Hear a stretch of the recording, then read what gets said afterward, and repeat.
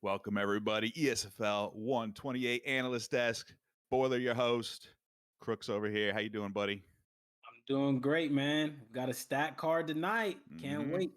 Return of the champ, Zyaf, defending his belt. He's taking a couple of weeks off, retooling, getting a little rest after defending his title 5 times in Season 3. So he's back, taking on Izzy, who won a big fight a couple weeks ago, ESFL 126. Co-main, SamuraiRobin, UFC Turkey, looking forward to that. Bang, bang at Deathpunch, crazy. Spill and Kama. Lots of fun fights here. We're going to get deeper into today's card down the line. We're going to go review a couple others first, though. But, Crooks, man, it's just Season 3's been rocking. We just had so much entertainment, so many great finishes and storylines building, man. So today's just going to keep that moving. Yeah, it really is. I mean, you have some fresh new faces. You have some ESFL veterans that we've seen compete at the highest levels before. It's a great blend of talent. Shout out to the matchmakers for putting out such an amazing card. I can't wait to watch these guys compete today. For sure, for sure. Those matchmakers, more than pretty faces, I would say. Yeah, they do a pretty good job. Let's go ahead, though. Go back to last week. So, 1-7. Quick review. God ate my pig. Big win over Jamie Bucks for the main event. Co-main, Fad over CIA webcam. Another finish in the second round. Blake Tyler takes on late replacement KM Caliber, third round knockout. Blake Tyler's like, hey, man, I don't care who you put in front of me. Let's make it happen. Several other awesome fights. Return of EK Jakey, EK Haram, Dirty, Mr. Dirty himself. I mean, Crooks last week just was a banger, too. The fact that we're only having one numbered card per week just means each card is stacked, man. Yeah, it really is. I mean, those names that you named off. I mean, God Ate My Pick had a great performance against Jamie Bucks. And then you have Blake Tyler going up against KM Caliber. Shout out to KM Caliber for coming through on a late replacement fight. I mean, that's you can't get any tougher than fighting Yeah. Blake Tyler on the last second replacement fight. So and it really is Gladiator as well. That's going to set up a matchup potentially with Blake Tyler, and that fight is going to be absolutely amazing. And whoever I would imagine whoever wins that fight is probably going to challenge Zyaf on the Xbox side. So looking forward to all the events that are transpiring over there on the Xbox side as well as the PlayStation side. Yeah, it's starting to get a little hard to find challengers for Zyaf that he hasn't already slain, but there's a couple out there, and there's so many up and comers. Speaking of which, we got a lot of up and new debutantes later today. But before we get into that, let's get into the card 2 weeks ago, the last PlayStation card, which kind of sets us up. Where Izzy, big win over DanielTheFreeman to get that title shot. Spill and Bang Bang, that was another classic. Bring those two together. It's just insane. I don't think Bang Bang really gets going until he gets knocked onto canvas and he just starts swinging. Several other awesome fights here. Crooks, I want to pass it to you and just go through, which of these fights really stuck out and which of these fighters really are building that momentum going into today. I mean, how can you talk about ESFL 126 without talking about Spill versus Bang Bang? I mean, that fight was absolutely crazy, bro. And that's really what I like to see. I like to see two people just stand up artists going back and forth. It was a very, very close fight. Absolutely an instant classic. And then you had Izzy just goes out and puts on a dominant performance and really shows everybody in the ESFL why he deserves to go up against Zyaf. It was an amazing card altogether. Really, really good fights, and I'm looking forward to seeing some of these guys compete here tonight as well. Definitely. Not only that main event, that title shot, but we got several other legit. Let's go ahead and just look at the card for tonight. Run through it now. I know you fought, almost the majority guys, and probably the majority of guys, literally in the main card. Obviously, you fought and sparred a lot with Zyaf, fought Deathpunch, Bang, Spill, trained with Wordlife. Going through this card, I'm going to defer to you since obviously you're a matchmaker like myself, but more importantly, I think you've had more fights with these guys and really know what they bring to the table. So let's have it, Crooks. What do you think about tonight's card?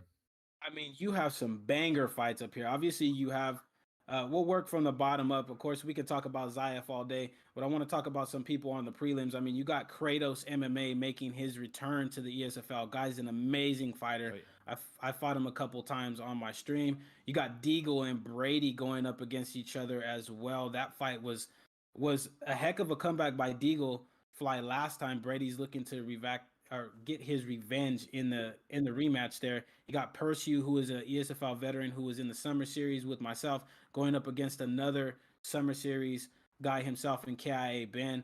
You got BMF-Stoyan making his debut up against Axe Murder. EK Wordlife is a veteran of the game going up against Heavy Hands. And then as you work your way up, I mean, Pressure and DanielTheFreeman. DanielTheFreeman was just headlining one of these cards.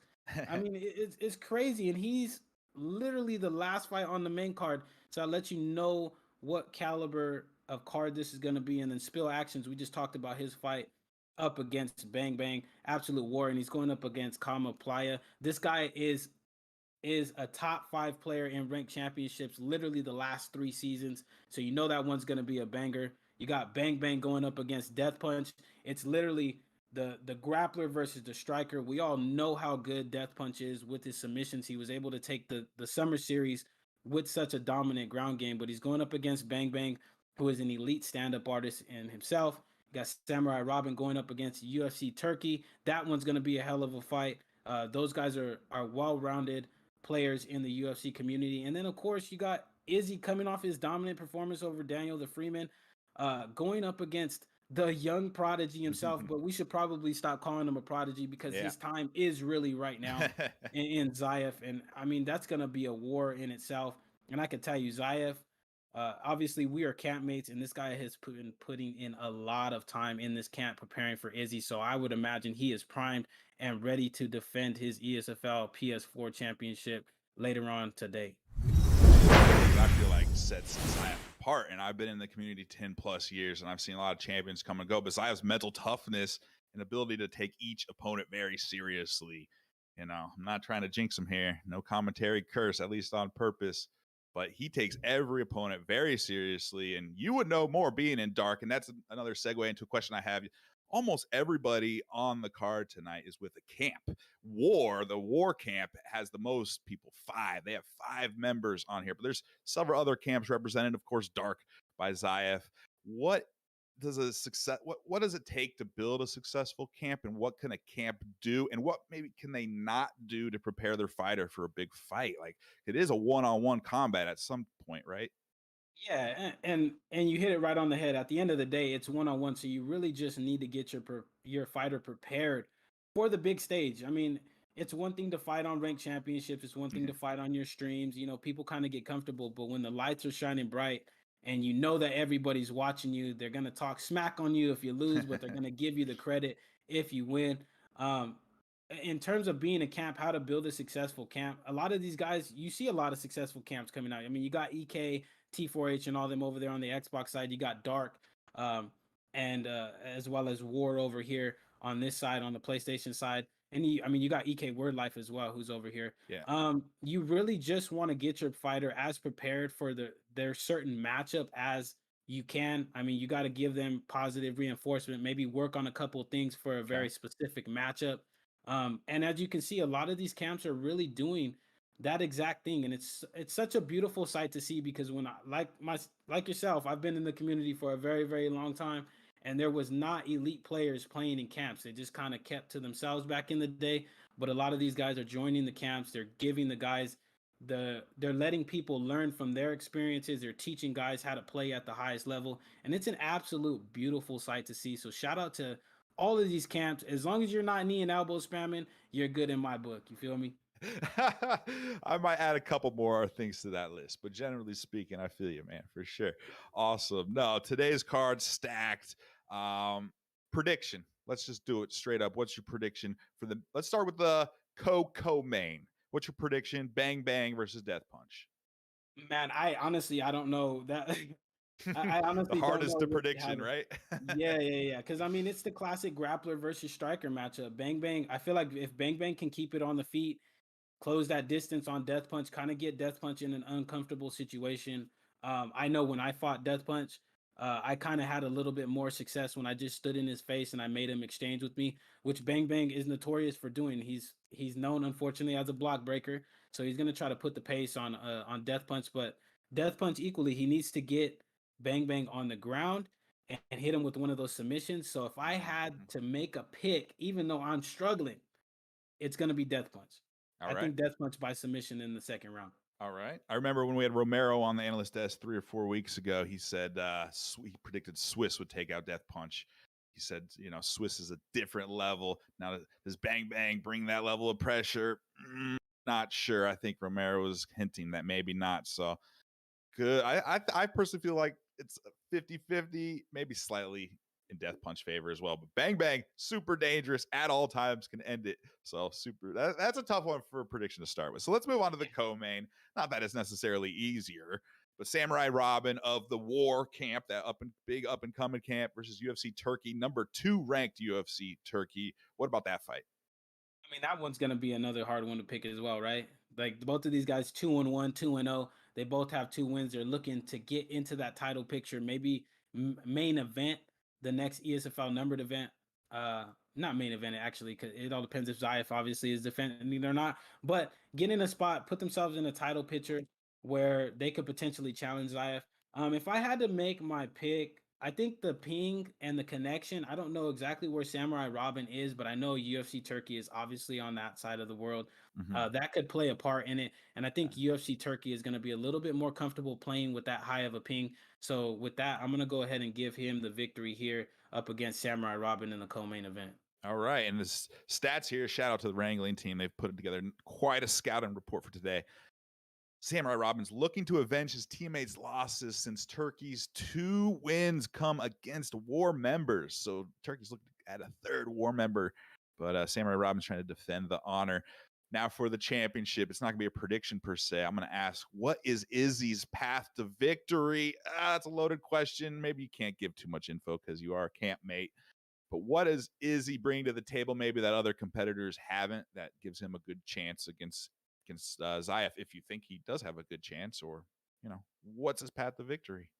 Well, I mean, everybody has a chance as long as you get in there and compete, right? Izzy, I mean, it's hard to come up with a game plan because Zyaf is good at everything, right? So you really just have to, I think what what's in Izzy's best, what he has going for him is that he has confidence off of that win against DanielTheFreeman. He has been a little bit more active, more than Zyaf lately. So he's coming off that dominant performance against DanielTheFreeman. He can carry that confidence into his matchup against Zyaf, who's had a couple weeks off. That can get you a little bit rusty. I know Zyaf in the last week, we're in camp, so he's been playing a lot, trying to get ready for this matchup. But there's no replacing activity. So Izzy definitely has to try to just pick his moments where you're gonna engage with Zyaf. Really just kind of touch him, have an A, B, and C plan. But it's like I was saying on my stream the other day. When you're fighting such an elite fighter like Zyaf, you can't just go to your A plan right away. You kind of got to start off with your B and C, and then just slowly but surely make your way to that A plan. So I think that would be in Izzy's best interest, is to start off, maybe with something that Zyaf really isn't expecting. Take him down, work him in the clinch, and then if he's going to try to engage with him in the stand-up, then try to engage that in the later rounds. But against somebody like Zyaf, who really is able to adapt better than I think I would say most of the community, it's going to be a tough task. And with that being said, I'm gonna give you my prediction straight off the rip, and that's just I have Zyaf being able to overcome Izzy easy, even with that long layoff, and be able to defend his PS4 belt. I'll be really interested to see what the prediction polls say. Obviously, you can wager those points.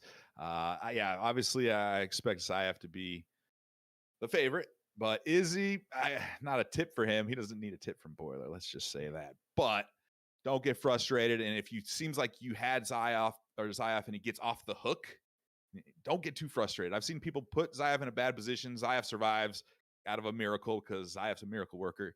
And then people get frustrated, and that's when they fall into the hole. So that's like the only way to do it, and just get in there and scrap and fight, like you said. So good stuff, man. I think that's about it. But before we go, a couple plugs. As always, subscribe here on Twitch or YouTube or both. And of course, Twitter, ESFL Network. Check us out. Absolutely. We're doing a lot of work here. And tomorrow, one of our affiliate leagues, the UFL. Crooks, you're going to be on the call with Bane, I believe, tomorrow, Sunday. So run us through this card if you wouldn't mind. I mean, yeah, UFL is notorious for putting on banger cards. I mean, you got LW Reaper going up against Crusher Green, Ned versus Mob Force, Homie the Hot Dog, who I just fought on my stream last night. Dude's really, really good going up against Wrath. Charles, another War Camp member, going up against AZ. And then you got Nas and Moolah in the main event. Now, I've had the pleasure of sparring Moolah a lot on my stream. Guy's a high-level player, Nas is another high-level player. So I'm looking forward to being on the call for that main event. It's going to be a banger of a card. You guys don't want to miss it. Absolutely. Hell yeah, man. All right. Well, we're going to make way for the ESFL card for the ESFL analyst desk. I'm Boiler. You can find me on Twitch and Twitter, Boiler569. Pretty straightforward. Crooks, how about yourself? Yeah, you can find me on YouTube. I'm on the YouTube side, XCrooks209 The Great. And I'm looking forward to this banger card that you guys are about to see here in a couple minutes. Hell yeah, let's do it.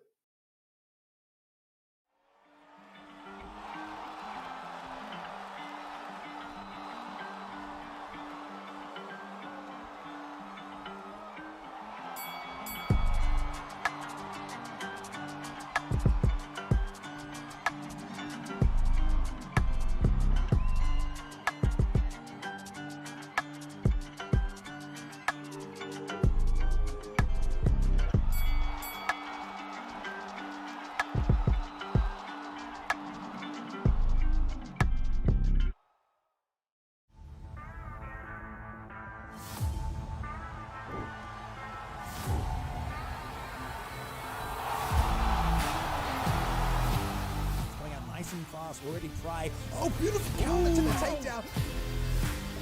Thank you for joining us tonight. A disadvantage to Zyaf, but then he. A little too much on Trixie. Nice shooting, good turning.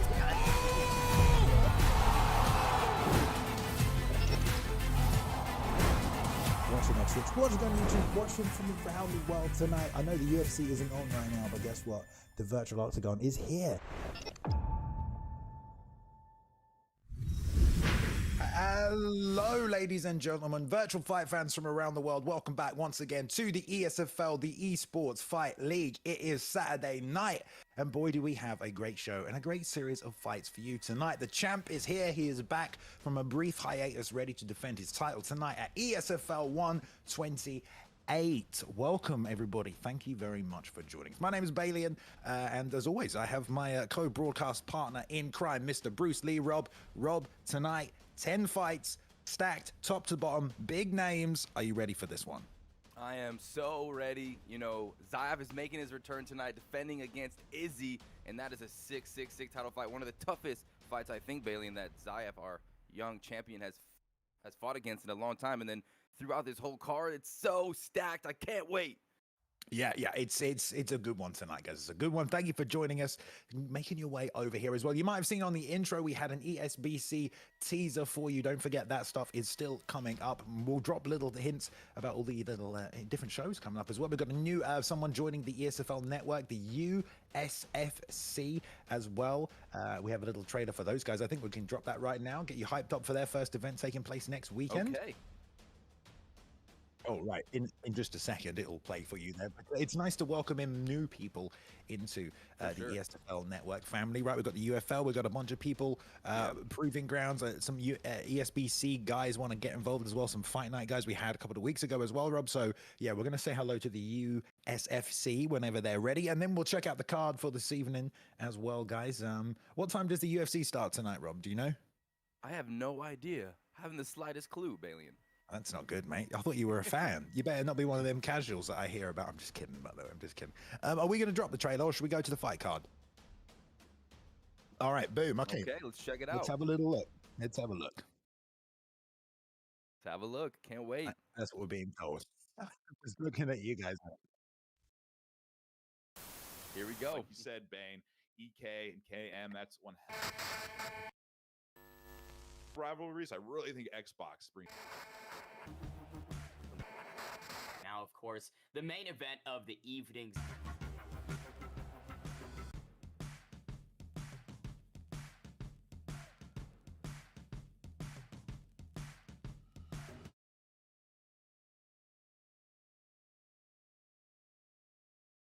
Worry, guys. Do not worry. We will get that back. We have it. We have it. We just watched it. It was really good. We'll show it again. We'll get it ready for later. Let's take a look at the fight card this evening so we can talk you through ESFL 128. Like we said, the return of the champ this evening. Zyaf, your champion, 5-0 so far this season, taking on the challenger tonight, Rob. Izzy, 3-0, looking dominant so far. And then we've got a great stacked co-main and co-main event, guys. We've got SamuraiRobin, head of the war camp, looking to avenge some of his teammates' losses against undefeated this season UFC Turkey, who's looked spectacular. And look at that co-main. We've got Bang Bang taking on the UFC Esports Champion, I suppose you could say, in Deathpunch. Rob, look at this card. Oh, fantastic. You got Izzy on a 3-fight winning streak, undefeated. Zyaf, of course, hasn't lost in ages. And you have UFC Turkey also undefeated against SamuraiRobin. And then what more can you ask for than the most dangerous submission specialist, Deathpunch, coming against one of the nastiest block-breaking fighters, Bang Bang? I mean, come on. Then you got all these other fights, like Wordlife making his return against Heavy Hands and Deagle Fly, the OWC killer. Balian, we are in for a treat. Yeah, Perseu on here tonight as well. We've got Ben from KIA representing Stoyan as well. Tons and tons of fights, tons of potential, guys. And listen, let's get straight into it. This first matchup has been waiting for a while here. It will be Stoyan taking on the Axe Murderer. Axe Murderer here representing Team War. SamuraiRobin's camp there. SamuraiRobin competing in the co-main event of the evening. But I'll hand it over to you, Rob, to break these two down. All right, here we go. We have BMF-Stoyan making his ESFL debut, but also Axe Murderer making his debut tonight. We should see some nerves in there. We'll see, though, how much they've been training. So Stoyan's going to bring a technical striking. He's a good all-around fighter with a high fight IQ, is what the scouting report says. And then you go to Axe Murderer. He was a feared grappler on the OWC leaderboards. He's got an elite side control. He's going to bring some solid takedowns, and he's ready to go. Balian, this should be a good one in the welterweight division. Mate, I'm ready to go tonight. I'm ready for some fights. Yeah, I am. Let's go! Champ is back. Okay, people, that doesn't happen so often. All right, you can walk away in return. You should be lucky. Count yourselves lucky. But yeah, Axe Murderer tonight, repping Team War. Big camp that's on the come up. Got a few good top prospects coming out of that camp, so watch them. He's definitely training with some good guys. Axe Murderer, maybe, you know, obviously a reference to Mr. Vanderlei Silva. Let's see if he fights like him this evening. And this Stoyan guy, I've heard he's Russian, I believe that's correct, although I don't know or maybe Bulgarian. I think it's Bulgarian. Yeah, let's definitely not get nationalities incorrect here. That would be awful. But I think, yeah, BMF means Bulgarian mother. There we go. So just so you guys didn't know. All right, here we go, though. We've got Stoyan in the blue gloves with the Edwards pick, in the red gloves right here as well is Axe Murderer. Right, let's see how they get off to the start here too. Both trying to hold that center. Touchy-feely. Nice little low shot already from Axe Murderer, giving the game plan away. It's the case of Stoyan can hold that center here and doesn't want to get pushed to the cage, Rob. And we already saw the strategy a little bit, a glimpse of it by the Axe Murderer. He went for that takedown, a little bit out of range, and there it is again, a fake this time, trying to make Stoyan think about that takedown, but Stoyan letting it fly. Yeah, even if he faked it, that double leg was still out of range. You got to get real close to land that, as you would do in real life. There's a single leg, though. Straight down the middle, grabs it, no problem there. Return to full guard, excuse me, from Stoyan. Let's see if he looks to set up the sweep from here or holds position. You know, I've been playing a lot of Undisputed 3 recently, Robin. The ref stands you up very quickly in that game. You would be very surprised.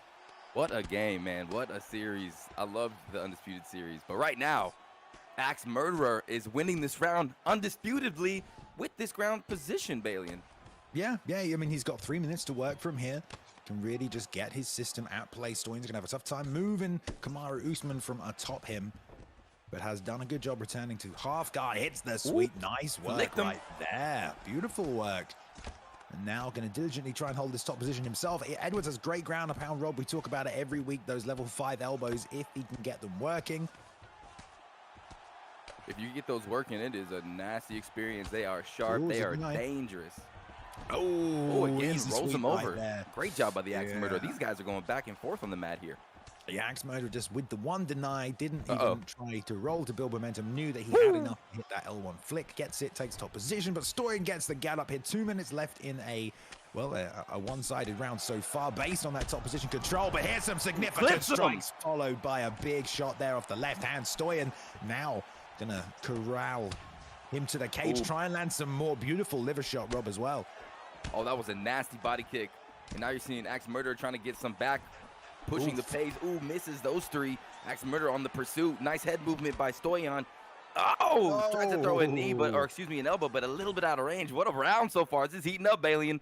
Yeah, he's fishing for that pull counter. Of course, there. We'll see if Axe Murderer can read it. There's another lead hook, though. He got clipped by those 4-piece combinations. Now shoots the double leg, tries to cut to the inside. Stoyan recognizes it, ends up in the under over, pulls guard, and hits the sweep to full mount, Rob. Not much stamina or much time to do anything with it, but that's a good sequence for the Axe Murderer. A great way to, put your opponent down, get that full mount position. Now look at this. He's able to drop some Kamapugya bombs on his opponent, but that's some good defense from the bottom right there. Not too much damage snuck through, but a nice deny again by Axe Murderer to remain on top.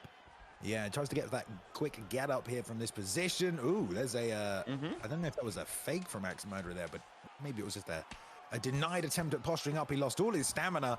Nice slip and out the back door. Little reckless there, but I'm sure, Axe Murderer was just trying to get the damage off at the end of the round. Fairly even in a lot of ways. We saw Axe Murderer be able to secure the takedown rope and work that top position, but the striking sequence, that 4-piece combination got the rock. You got to give that round to Stoyan.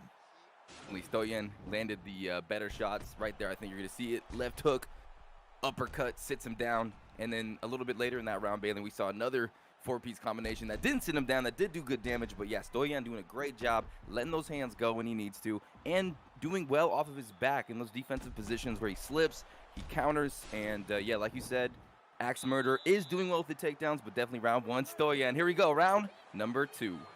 All right, round 2. So Stoyan staying composed, able to get some damage off despite being held down for the majority of that round. Let's see if Axe Murderer can do much of the same, and this time avoid the big shot, although Stoyan's still fishing for that pull counter. Whiffs on the liver shot. Nice job regaining the clinch there, but the takedown attempt is denied. Tries to push forward, now switch to orthodox, using that lead hand to come on the inside, but it's back to southpaw and right. Tries to rip roll to the body rub. Just out of range, but that straight left wasn't. Now lad up. Man, Stoyan has some real cool combinations. The jab to the body, then upstairs, and then he digs to the body. He's just throwing. Oh, look at that pull elbow. Digging to the body again. He hurts him, Balian. Oh, he's swinging overhand, but the defense of Axe Murderer holding up. Yeah, Stoyan looking very composed as well, making this look very, very easy right now, as he's just really looking very calm in this high-pressure situation, Rob, just letting his hands go, not worrying about it, knows he has the advantage in stamina, and that let him walk forward. 3 pull counter elbows in a row. Axe Murderer. Oh my gosh. And work on that one, Rob, because 1, 2, 3 gets it done for Stoyan. Remain cool, calm, made it look quite kind of easy in that second round. Oh man, Stoyan, that smooth criminal. Those pull elbows were just dangerous, explosive, and they were very detrimental to the health and the safety of his opponent. Axe Murderer right there, bang, right on the chin, Balian, lights out. What a win, and that's a debut performance, and that's one of the best debut performances I've ever seen. Woo! Yeah, again, the second round finish, I mean, that's got to feel good. Like you said, in your debut in the ESFL. Right. I mean, Axe Murderer walked into it 3 times, but Stoyan just very, very good work to just not rush anything there, Rob. He just executed everything perfectly, didn't press a single button he shouldn't have. Every single input was, either something that was unnecessary, nothing like missed and whiffed. Just kept it very tight, and just as soon as he kind of sensed at the second round there was a bit of a stamina difference, a bit of a body head health difference, and he got that first pull, he knew he could just walk him down, and that's what he did. Yeah, that was a very sick fight to start off this card, and I couldn't agree with everything. I couldn't agree more with everything you just said, Balian, and whew, I mean, what a performance, what a win, what a fight. Super, super pumped after that one. Yeah, I agree. Wonderful, wonderful. And hello, everyone. If you're just joining us, it is ESFL 128 this evening. Our champion, Zyaf here, defender of both the Xbox and the PlayStation titles, is making a return this evening to compete in the main event, where he will look to defend his title this evening against, of course, Izzy. We have lots of other fights coming up tonight as well, but we do have a couple more prelims to get through. So let's go to the second one now. We've got KIA's Notorious taking on Perseu, 2 veterans who have fought here before, Rob, but they're on the top bill tonight. The lights are shining bright. What can you tell us about these 2 men?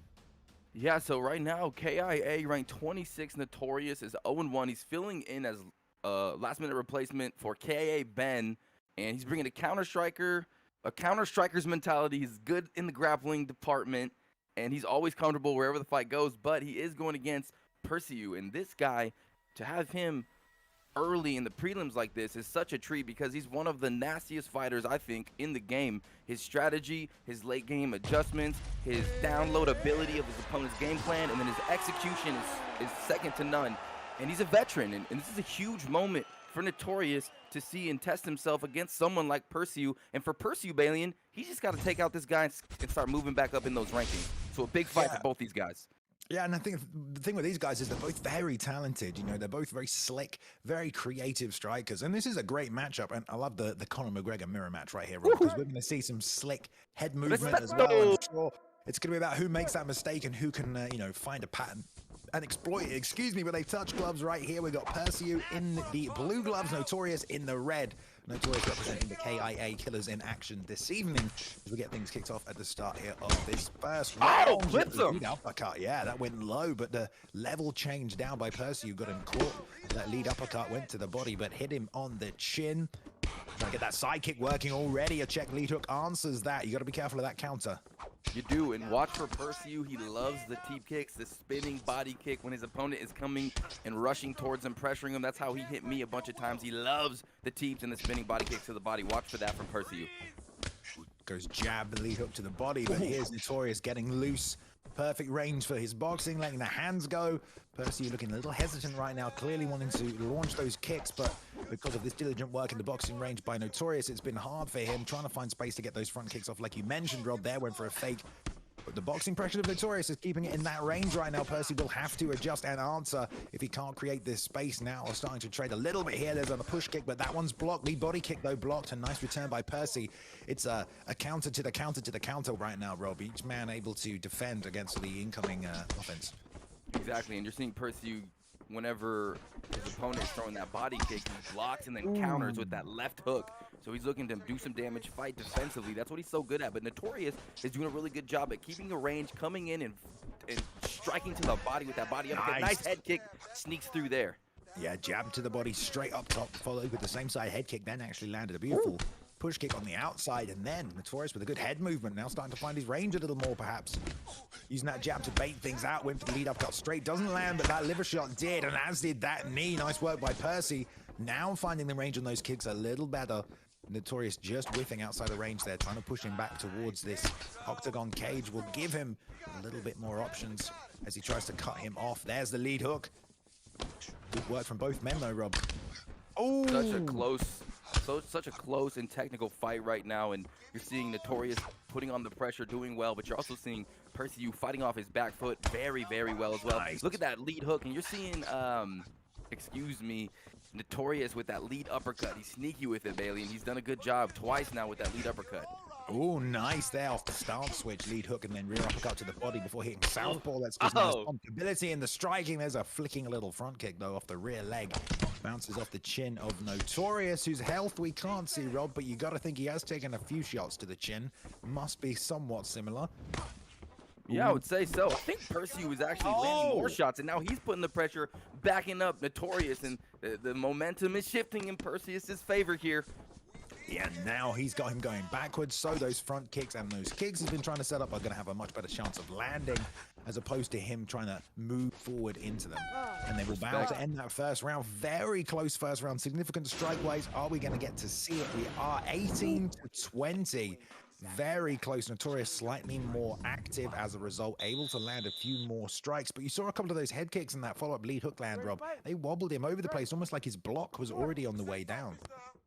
Yeah, Notorious is doing a really good job with that. And right off the rip of the second round, Perseu lands a clean right hook. Oh, slip. Nice stuff from Perseu to start off round number 2. That's what he needs.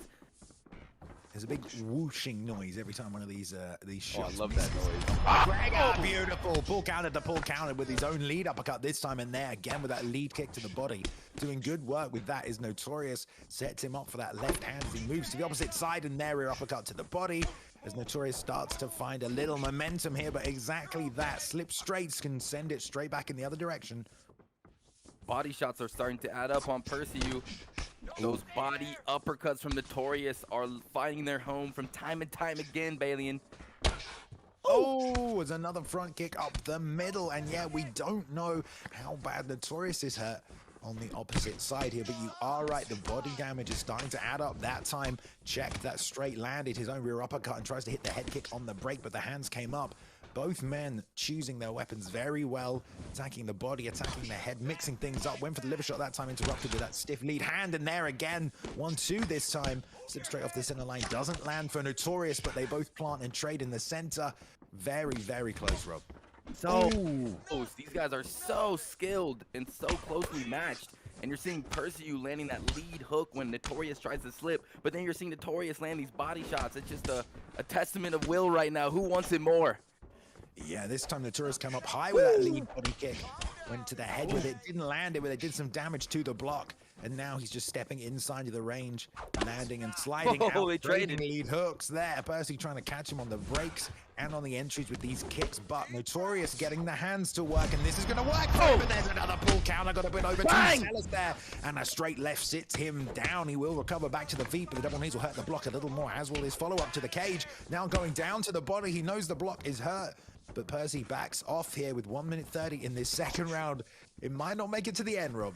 It might not, and that was a beautiful pull by Perseu right there to change the tide, to get a little bit of more momentum in his favor in the second round and steal the round. He still has a minute left, but that's what he needed. Round one went to Notorious. Perseu in control of round number 2, and this fight is heating up. I love it. Yeah, Notorious letting these three pieces go now. Beautiful job. Straight left, liver shot, then came back with a lead to the body. Now the rear uppercut, lead hook. Surely this is it, Rob. No, he's still in it. Man, tags it with that straight from Notorious, that left-handed Conor McGregor. That's his #1 weapon right there, and he clips Perseu. And now, hey, we're back to even, Bailey, and with 30 seconds left, one of these guys can steal the round right here. Oof. That stiff straight left keeping Notorious back. But for how long? Beautiful liver shot straight. He completely collapsed against the cage there, Rob, but will survive most likely as we do hit a third round. What a fight. What a freaking knock. These two are putting on a show. Back and forth. It's hard to tell who's winning this fight. I believe there were, there we go, 2 knockdowns for Notorious, 1 knockdown for Perseu. So Perseu, in this third round, he needs to go out there and get the finish, I believe, Bailey. And here we go, round number 3. Here we go, touch up. Round number 3. Perseu gonna have to battle back from some adversity. Almost get caught with his own pull counter there. Those kind of slip shots, those counter head movement, you know, slip and rips are gonna really help Perseu. That's the kind of thing that can change the momentum of a fight completely. Now trying to look for the slip straight and the pull counter, Rob, almost exclusively. Yeah, and when Perseu is looking to pull back, Notorious is recognizing that. Oh my goodness, what a this could be it. Big body shots, but good defense by Notorious. But now Perseu is pushing the pace, but Notorious is standing his ground, landing some good shots, Balian. Woo! Yeah, and now he's faking those body kicks, but he left himself low stamina. Notorious came back in with the lead hook. All right, job there, but that team comes out. Mal, the big left hand, and he goes for another one. Front kick on the break, just enough block in the gas tank of Notorious to keep those hands up as he tries to come forward once again. But this is now rock for rock, Rob. Both men very hurt. I don't know who's gonna make a mistake first. Oh! He ate that kick. How did he eat that? But they're still in the middle. Perseu catches that kick, digs to the body again, but you see Notorious just firing back for the dome of Perseu. These guys, one of them is gonna fall. I don't know which one, Bailey, and this is a crazy fight. Oh, he gets another liver kick in there. Both trying to use that trunk movement to bait something out, perhaps for a pull counter. But it's so close right now. Jab lead hand, thinks about throwing the left, doesn't. There's a liver shot from Notorious. He knows that body's hurt. Only needs that straight follow-up. All goes for the lead one this time. And this trick comes out, but nothing lands. Tries to land on the break, and another kick catch, but this time the knee, I think it got blocked, Rob.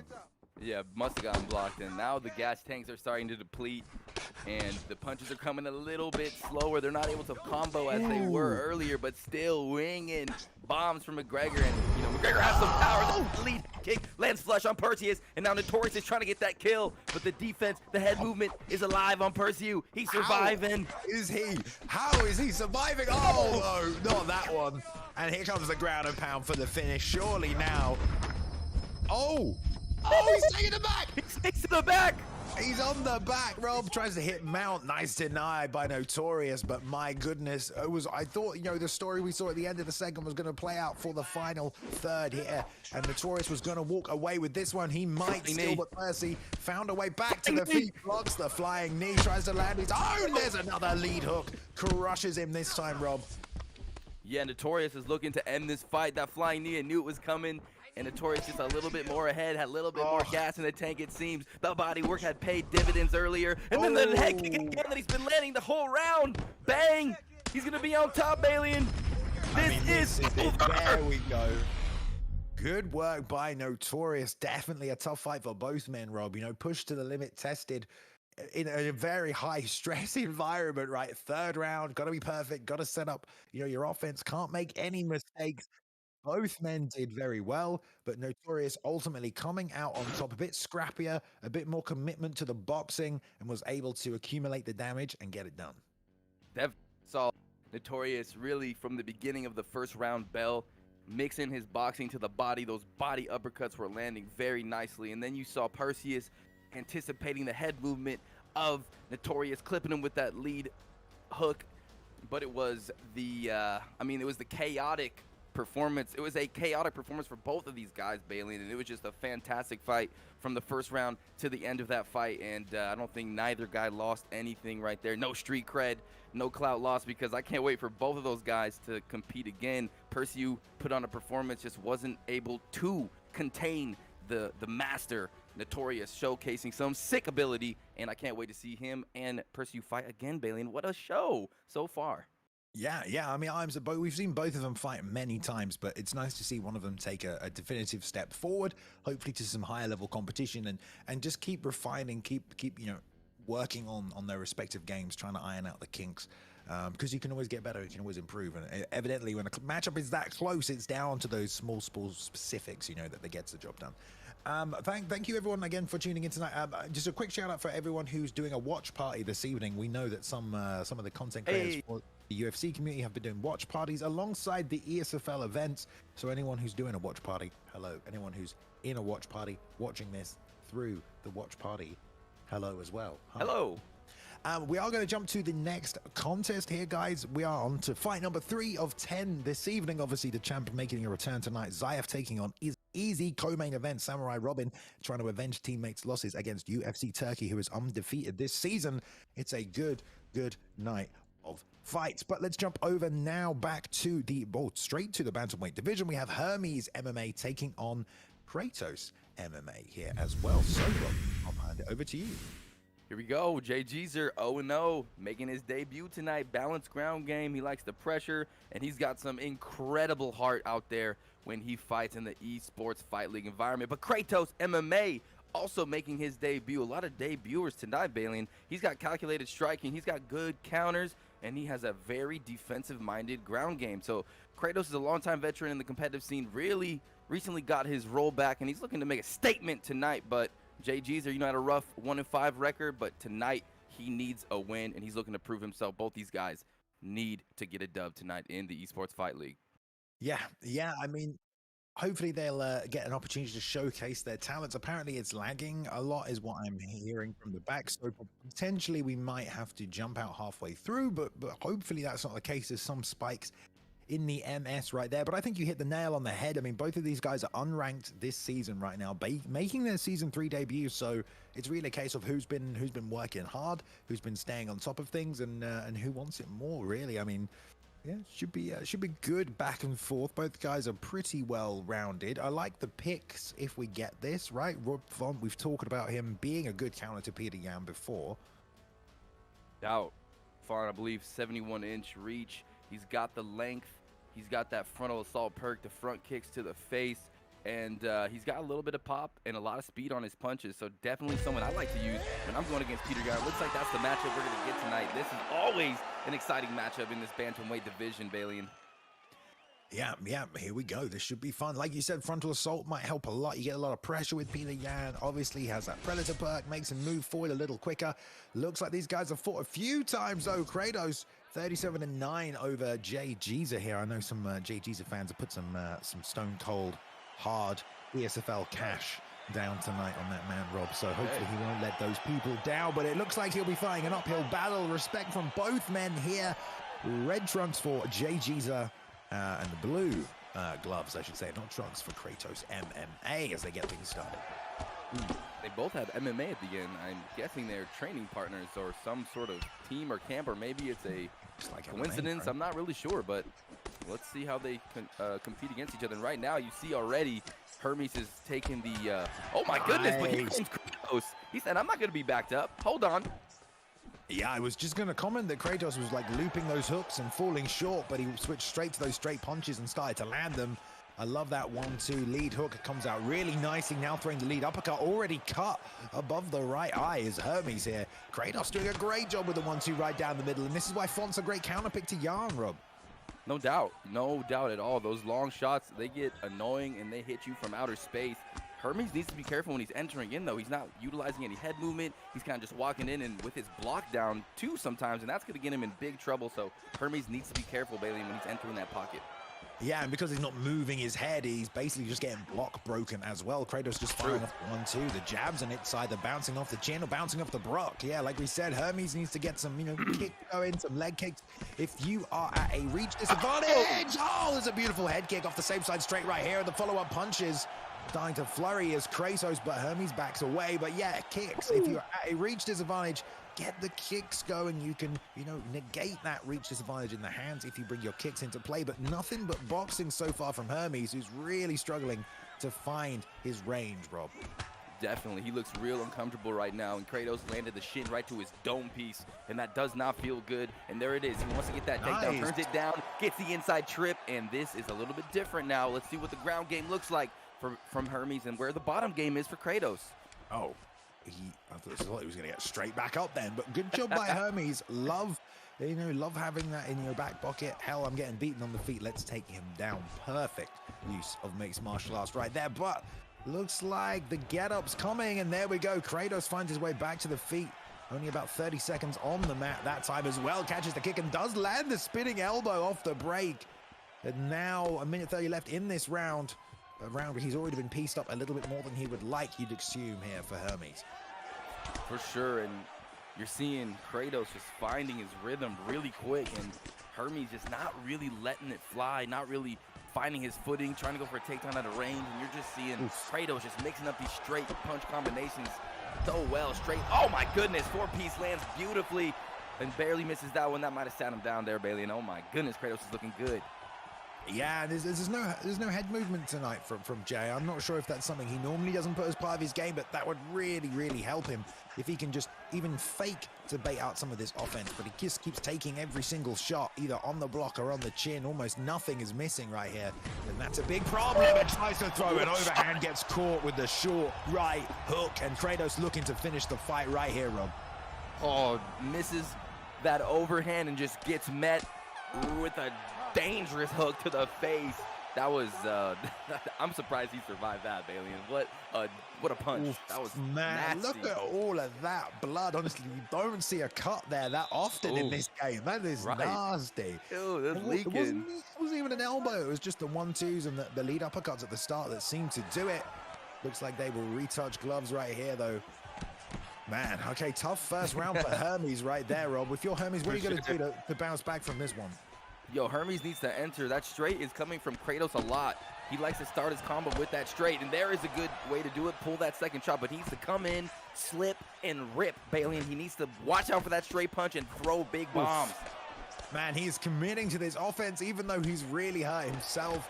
And yeah, the entries are the real problem right here. Now he's managing to keep the fight in a much closer boxing range. Right. He's able to initiate offense while in range, so this is landing for him. This is nice, but if he exits this pocket and has to re-enter, he'll be back in Problem City. But now he's getting that pull counter in there. That might help him out a little bit. But aside from that, maybe some fakes just to bait out that initial shot, and then you can fire your own afterwards. He's got to be real careful trying to land these kicks on the outside, though, Rob. Oh, every time he throws that kick, I'm just waiting for Kratos to fire a 3-piece and end the night. Hermes needs to be careful. Yes, Bailey, I couldn't agree with you more. That is some dangerous stuff. But I feel like in the second round, he's doing a little bit better, just standing right in front of Kratos, taking all the room away, putting the pressure on. I feel like he's doing some damage through the block here.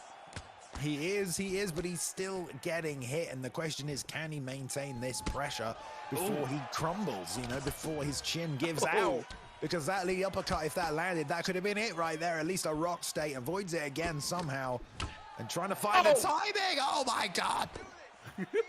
Another head kick right to the face. And then that can't feel good, and his hands are coming up, which means his block is being destroyed. And he can't eat much more of these. He has to be careful. He has to use some head movement, Bailey, and he can't just stand there and hold block. And Kratos is kind of slowing down a little bit now. I mean, obviously you would do, but that's almost helping a little bit more. You know, he can't throw more than that three-piece combination. He can definitely still end the fight. That's not a question, but I mean, that will play into Hermes' favor just a little bit as Kratos starts to slow down. Yeah, he is slowing down a little bit. That's a great point there. And the only thing that Hermes, a.k.a. JayJeezer, really needs to be careful of is do not get hit again to the face. That head health is so low. The force of nature perk is diminished. He is in a lot of trouble right now. But, yeah, one thing he's got going for him is the stamina. Did we talk about how this fight is like a battle of Greek gods, by the way, Hermes? I guess Kratos clipped him. Fictional Greek god. I guess all Greek gods. Anyway, he drops him down one more time, Rob. And this looks like it could be the end. It is. Good night. Unfortunately for Hermes, against that Rob Font pick, you know, that strategy, he was going to have some adversity from the get-go with that. You know, Kratos utilized Rob Font phenomenally, Balian. And from the opening bell, he was throwing some good hooks, but they were a little out of range. And like you said, he made those adjustments. Started to fight real long with Rob Font, and that's what you got to do. And when your opponent, JayJeezer, just comes in and isn't really, you know, making any adjustments to those long strikes, those straight strikes, that block is going to get eaten up. That's what we saw, and a huge win and a powerful performance by the great Kratos, the Greek god. Yeah, we're hearing actually some rumblings, maybe that the connection was a bit of an issue. We did see that right at the start, right, Rob? It was jumping and spiking, and that would explain why there was a trouble trying to enter, right? That makes sense. That's always an issue with a bad connection trying to enter, trying to exit. So that would make sense if that was the case. But of course, we don't know. Perhaps we can go ask Jay personally there. But Kratos does get the W there. Will be 1-0 this season. Great way to start off the season from him. And in a fight that he just picked him apart from the outside, you know, did as he should have done in that matchup. Right, let's move things straight on here. We've got another two competitors ready to go. We've got Brady, we've got Deagle Fly. We're going to middleweight for this one. Rob, what do you know about these two? You know, I do know a lot about these two, Bailey. And let me share with the class here. So, ranked 15th Brady. He fought Deagle Fly in his ESFL debut. So this is actually a rematch. He was winning the fight, and he was being very dominant, but then he got knocked out very unluckily. And now he's looking to avenge that loss tonight. He's bringing a dominant pressure boxing strategy. He's got some solid defensive grappling, a lot of motivation, a lot of heart, they say. But right now, ranked number 19th, Deagle Fly. He's he's a really up-and-coming striker, looking to make a stamp on the ESFL virtual sport. And he is very good, so he's going to be able to do very well against a pressure-style boxer because he also brings a pressure-style approach. So this should be a great rematch. We'll see who has been working on their training, who's been working those sticks with them thumbs, and who's going to come out on top. I can't wait for this one. It should be a great striking showcase. Yes, indeed. Shout out to Pryox is in the chat tonight, guys. Prominent UFC 4 content creator. I'm sure you're all following his content, but if not, do check him out. All right, here we go. Right in the center, Deagle Fly and Brady. Another mirror match tonight. We had two Conor McGregors earlier, double Whittaker. It is very hard to beat a Whittaker player if you know you want to contest in the striking matchup. So I can understand mirror matching, right, Rob? You know, who else would you counter pick with? But we've seen a low shot from Deagle Fly already, stuffed by Brady. Frames off with the knees. That's going to be a nice little bit of damage early, as well as some stamina for denying that takedown. For sure, Bailey. You know, there's no one like Robert Whittaker with his speed, his power, his footwork, his wrestling defense. I mean, he's just a solid pick. You could go Israel Adesanya, but then if he gets on the inside, it's a tough pick for an Israel Adesanya player. So yeah, I couldn't agree with you more, my man. And right now, it looks like this fight is heating up a little bit. Brady trying to put a little bit of pressure with that 1-1-2 to the body, but in the teeps as well. Good stuff so far from Brady. Yeah, Brady staying long, being effective. Deagle definitely trying to get diligent work done with that lead hand. That lead hook he's thrown multiple times. It's a high-level move for Whittaker, but Brady making the read on it nicely. If the range you're trying to close, you know, is always the same, then you only have to be aware of one distance, one range, and Brady can just mentally store that information and just keep that hand up for that hook, which keeps bouncing off the block. It will do damage, though, Rob. That's the thing about this game. He can keep throwing it, it can keep hitting the block, but it will start to do damage. Yep, you can't block all the damage. You got to be careful. It all depends on your block meter. It all depends on the stamina of your opponent launching the assault. But man, Brady is connecting with that right hook. Yeah, a bit of a similar situation to the last fight we're seeing here for Deagle Fly. He's having a little bit of a tough time closing the distance, but once he does get on the inside, Brady is hanging out there a little bit too long, Rob, and he's getting tagged. There's a little fake into a nice lead body kick. Now Brady trying to chase down Deagle a little, who's hanging about on the outside a little more. But keeps working that lead hook there. Is that return with that jab right hand, though, from Brady. Obviously a great little combination. Gets his own lead hook going on the inside before the hands fly, but there's a nice slip straight lead overhand. Hit the block, though, Rob, more than the head health. Yeah, looked like a very cool combination, but did land on the block. Not too much damage there, but Brady is still pressuring Deagle, but Deagle's doing a good job not letting himself get outside those double black lines, and he's firing back when necessary. This is a very even fight right now. It is indeed. 1-2 to the body. You love to see that. Try to get that overhand straight going again. It's about the adjustments now. There's that front kick landed there in the opening stanza. Lands it again here towards the end of the first round. Check from Brady, lead hook. And now starting to close the space between them. He's holding that R2. He is, and you know what? He's holding the button for that lead hook, Rob. I don't know how many Deagle's thrown, but it's got to be about 20 now. That little sidestep right there to watch out and dodge that straight from Brady. Good stuff from Deagle. Man, who win? Who's? Oh! I was gonna say who's winning this fight, but maybe that kick right there might have cemented the first round for Deagle. Yeah, what a way to steal the round. That was also a lead uppercut straight ducking head kick there, Rob. So that was a nice little combination. Here's the duck off the end of it. So that was lead uppercut straight, close the distance enough to just fire it over the top. You see the teeth coming out. He thought the combo was over. That's nice work. That was elite.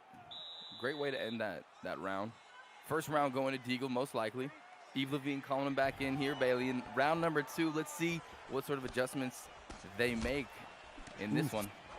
Nice knees to the body right there as well from Brady. It's going to help him stop Deagle trying to close that distance. A lot of just lead hand work from Deagle tonight. Keeps going back to the lead uppercut, lead hook, lead overhand. Not too much of a variety in his strikes, especially he's very content to just block break, and Brady's very content to just keep the block up here, Rob. You know, nothing too creative from these men. Oh, not too creative. One thing I do notice, though, that is a little creative is the straight lead overhand combo that Deagle is throwing out there. I like that one a lot. That's a dangerous combination. If you get hit by that, Bailey, and it may be over. Jab lead hook to the body, just out of range right there as he tries to cut back on the inside of the legs of Deagle, trying to take some sting out of that lead leg. Brady just still finding the block. And Deagle's continual use of that lead hand starting to add up a little bit more now that block breaking is coming into effect, excuse me. But we'll see if a big head kick or something comes out. Otherwise, it's just this little powder cake game. It is, and ooh, sweet little quick left hook right there, backing up Deagle, connecting, rocking him, missing that spinning back elbow, and now Brady looking to put on a little bit more pressure, but not too much, huh? They don't go for it. Like you said, a little pitter patter. They come in, they attack, and then they back off. Well, the thing is, it's a mirror match, so it's just like right. It's either like sometimes mirror matches, you know, you get two different styles trying to clash, but this is two guys trying to do exactly the same thing, and slowly, bit by bit, one of them has like a 2% advantage or like a 5% advantage in the head health or the block stats. So it's tit for tat, definitely at the moment. Deagle landed there, now working that leg kick as well. Big whiff and the right hook. Nice work by Deagle. Can he get it done with a flurry against the cage? 4-piece combination there as he tries to duck underneath the inevitable head kick, but it's not come out yet. Jab, double jab. The block is low, Rob. You know something's coming. Great. That was a great shot by Deagle Fly. Yeah, recognized the kick. Deagle now. Extremely good, and he missed that head kick. landed a power right hook. That's what you want to land. Clips Brady, and now Brady's block is low, head health is dwindling, and Deagle Fly is starting to land some shots, and this is starting to go more in Deagle's favor as he punishes him against the cage, Balian. Oof, yeah, and this again is just block breaking 101. Holy crap. This is like the meta we had like this time last year, Rob. You know, it's just like everyone's just boxing and block breaking. It's so effective. You do have to be defensively very sound, very aware, but once you get a lead, you can just stick to that as a game plan, especially in a mirror match where everything is equalized. If you're already ahead, you can just pour it on, and that's what Deagle is doing right now. Brady unable to find a counter or an answer to it, and just keeps taking more damage on the block, on the head health lead. Uppercut came out there. Survives the round, but Deagle almost getting it finished. Barely survived.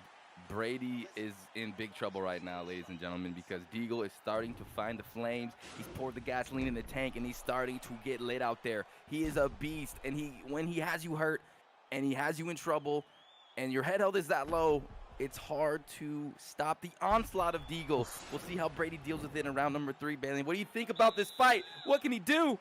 I just want to say, first of all, thank you, everybody, because there's a hype train in the Twitch chat right now. We've had, I think, 3 or 4, 5 subscribers in the last 2 minutes, so choo-choo, guys. If you want to join the train on that, you can. Brady! The elbow. Beautiful work by Brady, who's making a comeback, Rob. Oh, my goodness. Up against the cage now, working the body and the head, spinning elbow into that damage, and he's turned the tables, now trying to blast the head kicks to keep him on the back foot, but not done yet. Another spinning elbow for Brady. Brady is not going away quietly right now. He's letting his hands go, but Deagle as well, a little bit more sloppy in this 3rd round. They're throwing heat right now, Balian. They're going for it. Trying to nail him on the entry. Both men neither wanting to commit right there, Rob, just standing opposite each other. Not too many fakes coming out in this one, so that will, you know, leave a bit of a stalemate situation. Trying to hit that flicking front kick on the Blake outside range. Not able to do it. Brady's not able to do it. But here comes Deagle. Balian, who's going to take it? I mean, I don't know. Hopefully a head kick comes out from someone to try and put a definitive stamp on things, but both men are being so evasive. And there's one missed kick answered by a lead hook into double body shots, but nice head movement by Brady, just ducking, keeping himself in the fight, but the block is still low, but it's low on the other end as well, but the big overhand misses, and there's a straight right on the end of a 3-piece. Double shots to the body, come up with the lead hook one more time, but it wasn't enough to put him away. But here comes the rest of the damage. Surely, Rob, Brady has nothing left in the tank. The block is low. Deagle's doing such a good job entering the pocket, exiting, making Brady miss with a big shot, and then coming in and landing a huge one himself. DeagleFly, I believe, fighting a little bit better in this chaos. Oh my God, he's staying in there somehow. It's more of a tit-for-tat game still. Oh, that's going to be it there. Uppercut into a straight right. Oh, he doesn't get stacked, though. Does take side control. Let's see the ground game of both men here. Straight went for the mount there, but bumps back. Oh, no, gets the get up. Okay. Okay, back up. Brady says, you will not hold me down. We're going to fight on the feet. This is going to end with a knockout. Lands an elbow right there, Balian, but other in the center. Oh, some big shots. Misses with that uppercut. Oh, man, he's backing up Deagle right now. Yeah, he's backing up. That's something Deagle doesn't want to do. He just needs to go forward and get the fight finished. But Brady says, no, I'm not done yet. It was a big left hook. He's fishing for another one right now. One little short straight right, Rob. And the ground and pound, though. This is probably all she wrote for Brady. And it is DeagleFly takes the W in the 3rd round. TKO picked up towards the end, that one, as both men got lower and lower. Brady trying to fight his way back, but Deagle with the damage early, Rob, that carries into the late game, takes the victory. So much heart in that fight, Balian. I mean, those guys left all of it in the octagon. DeagleFly was a little bit ahead that whole fight, but Brady, he stayed in there. He had his moments, big moments to be exact, and it was so close to the bitter end, and I knew someone was going to get flatlined, and it was Brady who received the flatism. I don't know if that's a thing, but you know, he's hey, I just made it a thing. Flatism. Okay. There we go. All right, great. Picked up towards the end there. But yeah, like we said, it was just two guys with the same kind of block-breaking boxing meta style. When you match them two up, especially in a mirror match, not always the most exciting contest, but it picked up towards the end. Certainly there's things got a little bit tense. I mean, the stakes are still there, Rob. You know, someone's still trying to take a W for their record. Now both men were 1-1. Deagle moves to 2-1. Brady 1-2 now this season. Hopefully we'll get some time to come back and avenge that loss. We're halfway through the card tonight now, guys, so let's jump straight into the next matchup at featherweight. Should be a good time here, Rob, between EK's Wordlife and Heavy Hands. Heavy Hands. All right, this is a ranked 29 EK Wordlife. That EK camp is so good. They've added so many new members, and they're just getting sharper and sharper in every discipline so far. They produce some sweet fighters, and Wordlife is a veteran of that camp, 1-2. And he's bringing in a high-level striking game, and if you go to the mat, his wrestling is extremely good as well, and he's got some very good feinting ability. Heavy Hands now, ranked 11th, almost towards the top 10 here, 1-0, and he actually beat Perseu in his debut. Yeah. And that was a big win. I do remember that fight, and it was a sick fight. Yeah, because Heavy Hands has heavy hands. Remember us saying that, right? It was, I can't remember, he was hitting some kind of ducking hook or some kind of overhand, I think. Did he have a straight into the lead overhand? There was something, some kind of boxing element to his game where he had a particular shot he was able to successfully land. If I'm not mistaken, I think it was the slip straight lead overhand, but we'll find out in a couple of minutes. Anyway, Rob, thanks for bringing us into that one. Yeah, we've got a member of the EK camp here looking to get another win this season, 1-2 right now, so definitely wants to pick one up by Heavy Hands. Like you said, Rob, 1-0, catapulted to number 11 in the rankings. Apparently Boiler selected this matchup, so he made this one. Should mean exciting stuff, and it looks to be so, as Wordlife constantly pressuring from the get-go here, Rob, trying to get on the inside with that stiff jab. Heavy Hands is someone that looked really dominant against Perseu and walked him down, Bailey. And I don't remember the combo that he hit him with, but it was just a special performance. Heavy Hands has a lot of hype behind him, but he's going against... Oh, that was a sick shot. He's going against Wordlife, and Wordlife is such a good fighter. He's so hard to beat, an elite fighter. And this should be a good matchup here. Yeah, one note about Heavy Hands is moving forward with every one of his strikes, but always creates the space before he does it. So everything is big, full power coming at you, but he's able to like slide back and then crash forward, Rob. You'll know, I don't know if you've noticed it, but it's kind of a unique thing about it. Like he's moving that forward, he's throwing that forward moving right hook. You know, right now, a lot of people usually close distance with the jab, plant, and then throw that stationary, but right now Heavy Hands is stepping out, then reclosing the distance. I'm seeing that. That's a great read right there. Yeah, he is kind of coming forward with those shots, running at his opponent a little bit. And and Max Holloway, I mean, you could throw for days. You have so much volume and not a lot of damage, but a lot of speed, a lot of chin. He could fight like this for 3 rounds. Yeah, nice work. Look at that. So he can throw short when he knows that Wordlife is going to back up. By pushing forward on the left stick, it leaves him not out of range, right? You know how many times you fall short on your opponent because you're trying to throw those planted strikes, but Heavy Hands moving forward is connecting at the end of his combination. So it's just a good understanding of recognizing where his opponent's going to be and when they're going to back up and retreat from the pocket, and then being able to anticipate that and follow them with those strikes. But let's see if he can keep this up. Wordlife is having a tough time right now, just constantly crashing into Heavy Hands. It looks like he's also trying to use a lot of that forward moving head movement. We saw him slip off the center line for an uppercut, which was effective as well. So we see if he does that again. There's a check. Nice work from Heavy Hands. I'm liking the performance, Rob. Yeah, and it seems like the way he's fighting, like you're talking about, is sort of stifling Wordlife's offense. Wordlife actually low on stamina, too. I wonder whose stamina is lower. Is this style actually, I mean, because he's doing a lot of body work, too. He's entering with that leaning in body hook. Lands a spinning back kick to the man, Heavy Hands looking good right now. Wordlife hasn't really done anything. He's getting Wordlife to plant as well. Wordlife is planting and trying to sling, and you know, Heavy Hands is just not there, or he's immediately re-entering to counter with big shots to the body, which is sapping that stamina. So this is just really good footwork from Heavy Hands right now. Way to take advantage of that part of, you know, Holloway's game. But, you know, Volkanovski's got a massive footwork stat too, so you'd think it'd be kind of even. This is just good shot selection, fakes the entry to close on the inside and then lets the hands go. Great work. This Heavy Hands guy looks so damn good. Oh, but there's an offensive play from Wordlife. Nice clip. Goes for the... Oh my goodness. What a shot. Heavy Hands looking good. Yeah, looking good. Definitely in the opening round. You could tell Wordlife was just trying to commit to the pressure. You know, if he'd have stopped and maybe he would have found, you know, a different tactic that worked for him a little bit better in that round. You know, he didn't really even try and change the game plan. The game plan was move forward, and Heavy Hands certainly took advantage of it.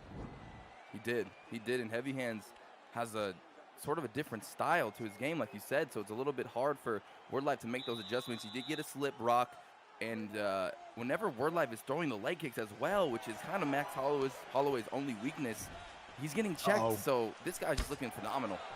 I love that Wordlife is doing this, though, Rob. Immediately gets the clinch and the takedown. Oh, can't keep it on the mat, but I love the adjustment immediately. But there's a nice forward-moving push kick to the body right there. And let's see how things play out now. Big whiff, lead hook, right hand, lead hook, rear uppercut straight, and back to the body. Great work by Heavy Hands. I mean, that's not what you want. If you're Wordlife, all that. Double elbow to a rear knee, look at that. Was that triple elbow over the knee? Big shot. Now he's in the clinch of Heavy Hands. And this Heavy Hands guy, you cannot make a mistake against him, Balian, or you are going to pay, and you're going to pay with your life. I love how he uses the forward-moving punches as well. You know, something that's just kind of faded out a little bit. Everything that Wordlife is throwing ends with him standing still, you know, and Heavy Hands is completely the opposite in a lot of ways. Not with every shot, but a lot of the time. Oh, look at that spinning back fist right there. Clips him. And now the fight's slowing down a little bit, it seems. Maybe Wordlife changing the approach. Yeah, trying to play the outside game, go back to the basics, use the leg kick, which I really like. You know, we're not even halfway through the fight yet, so he's got time. As long as he stays patient and doesn't keep making mistakes, he can turn this fight around. The leg kicks is a great adjustment, slip straight. And Wordlife starting to find his groove a little now, trying to make the reads on Heavy Hands.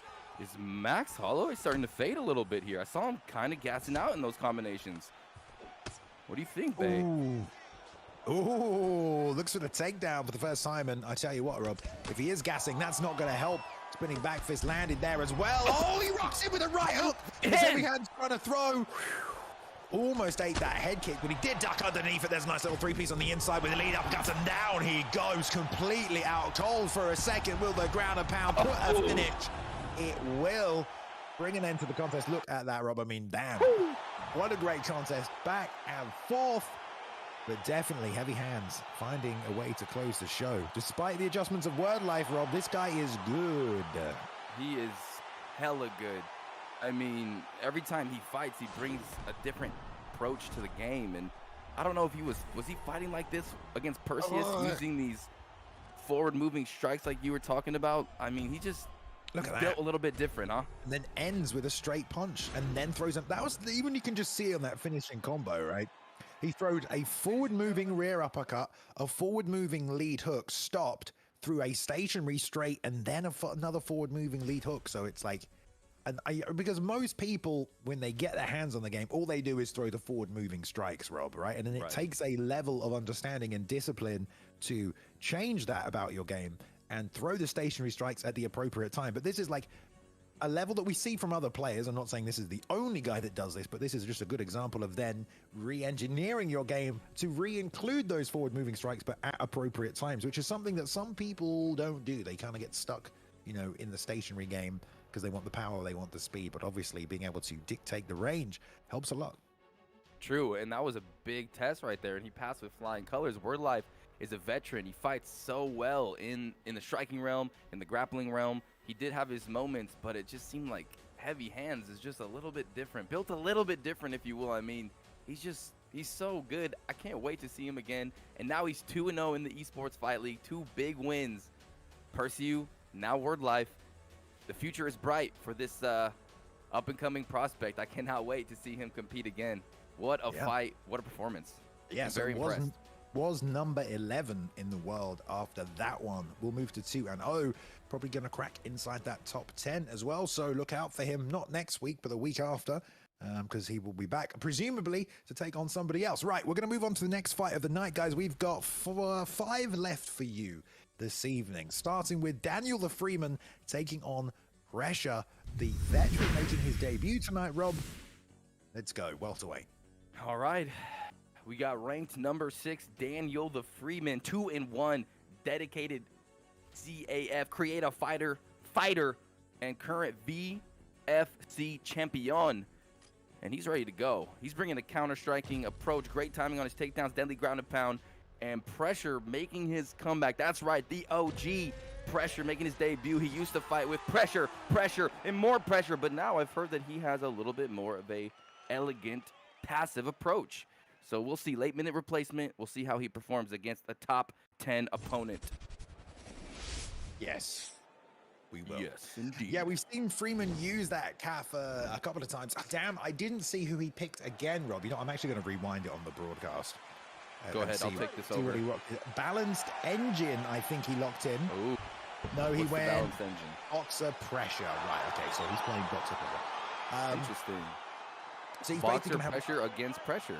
Yeah, he's going to have a ton of cardio, and he's going to have a lot of... it's actually probably a very good pick against Burns. Oh, he's gone southpaw as well. I like it. But yeah, the jabs and the straights are, I think, level 4, level 5. And you get a ton of cardio work as well. So let's see. Obviously, Pressure, the fighter, not the style, has a much more wide arsenal of tools in this contest. Probably also hits a little bit harder, Rob. And you can see that there with that straight right that found its own. But Dan luring him into this boxing match, trying to slip and rip. Definitely something that Pressure wants to avoid.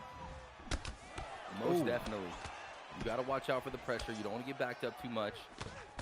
You're seeing DanielTheFreeman letting that spinning punch go. But right now, they're just feeling each other out, and they're throwing some hands, man. Whew. Yeah, and I like how... Oh, look at the taunting.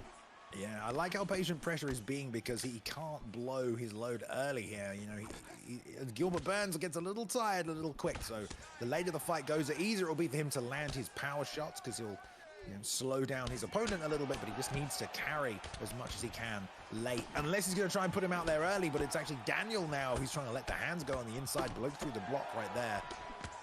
I cannot say break through the block this evening, Rob. I change it every time. It's never correct. It's I've heard you say a couple of different blocks. I know, right? It's been funny. And right now, DanielTheFreeman is putting a lot of pressure on the block of his opponent, and Pressure trying to get back into this fight, but I don't know. Oh! Bang!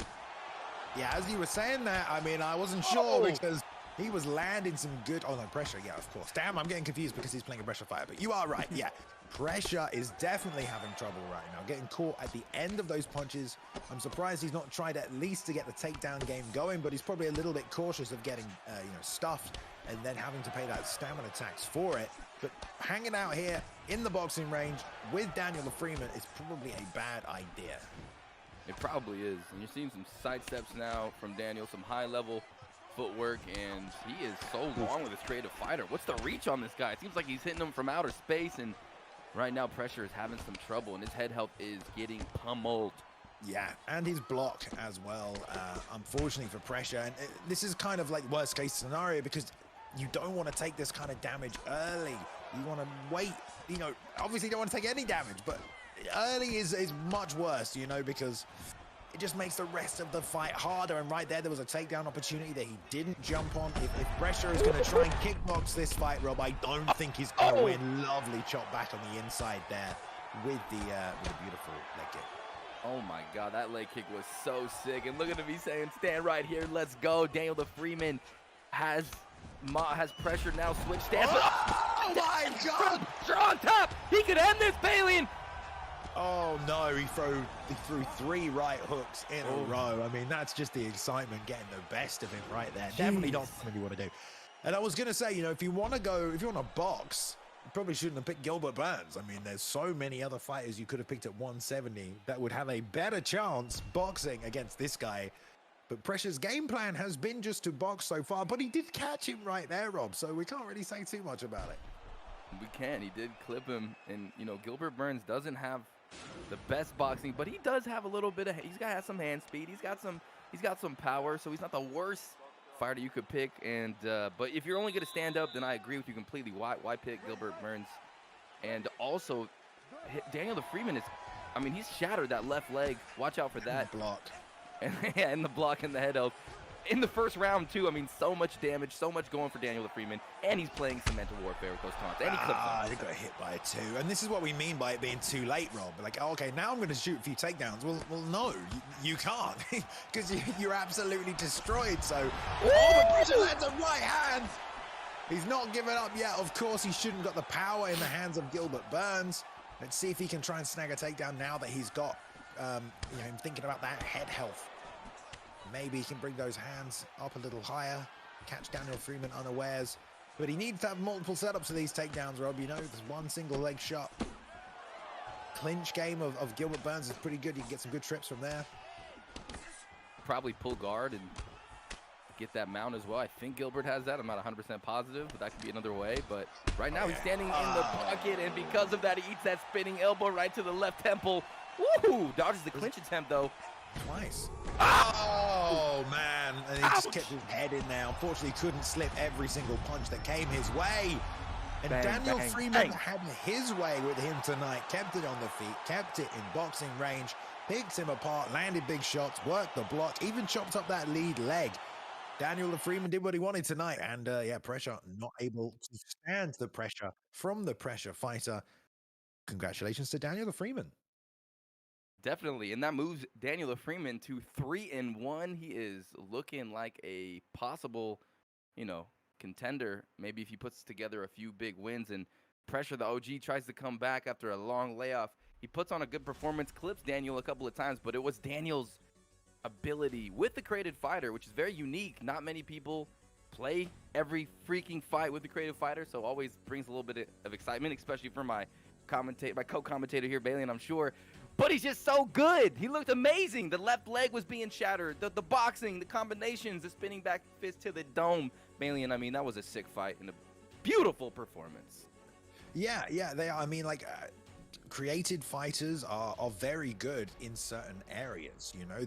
But you know, if you're going to play against a CAF, you really have to either have someone who is, you know, statistically better than them, which is kind of hard to do because they're usually just pretty focused in those singular areas.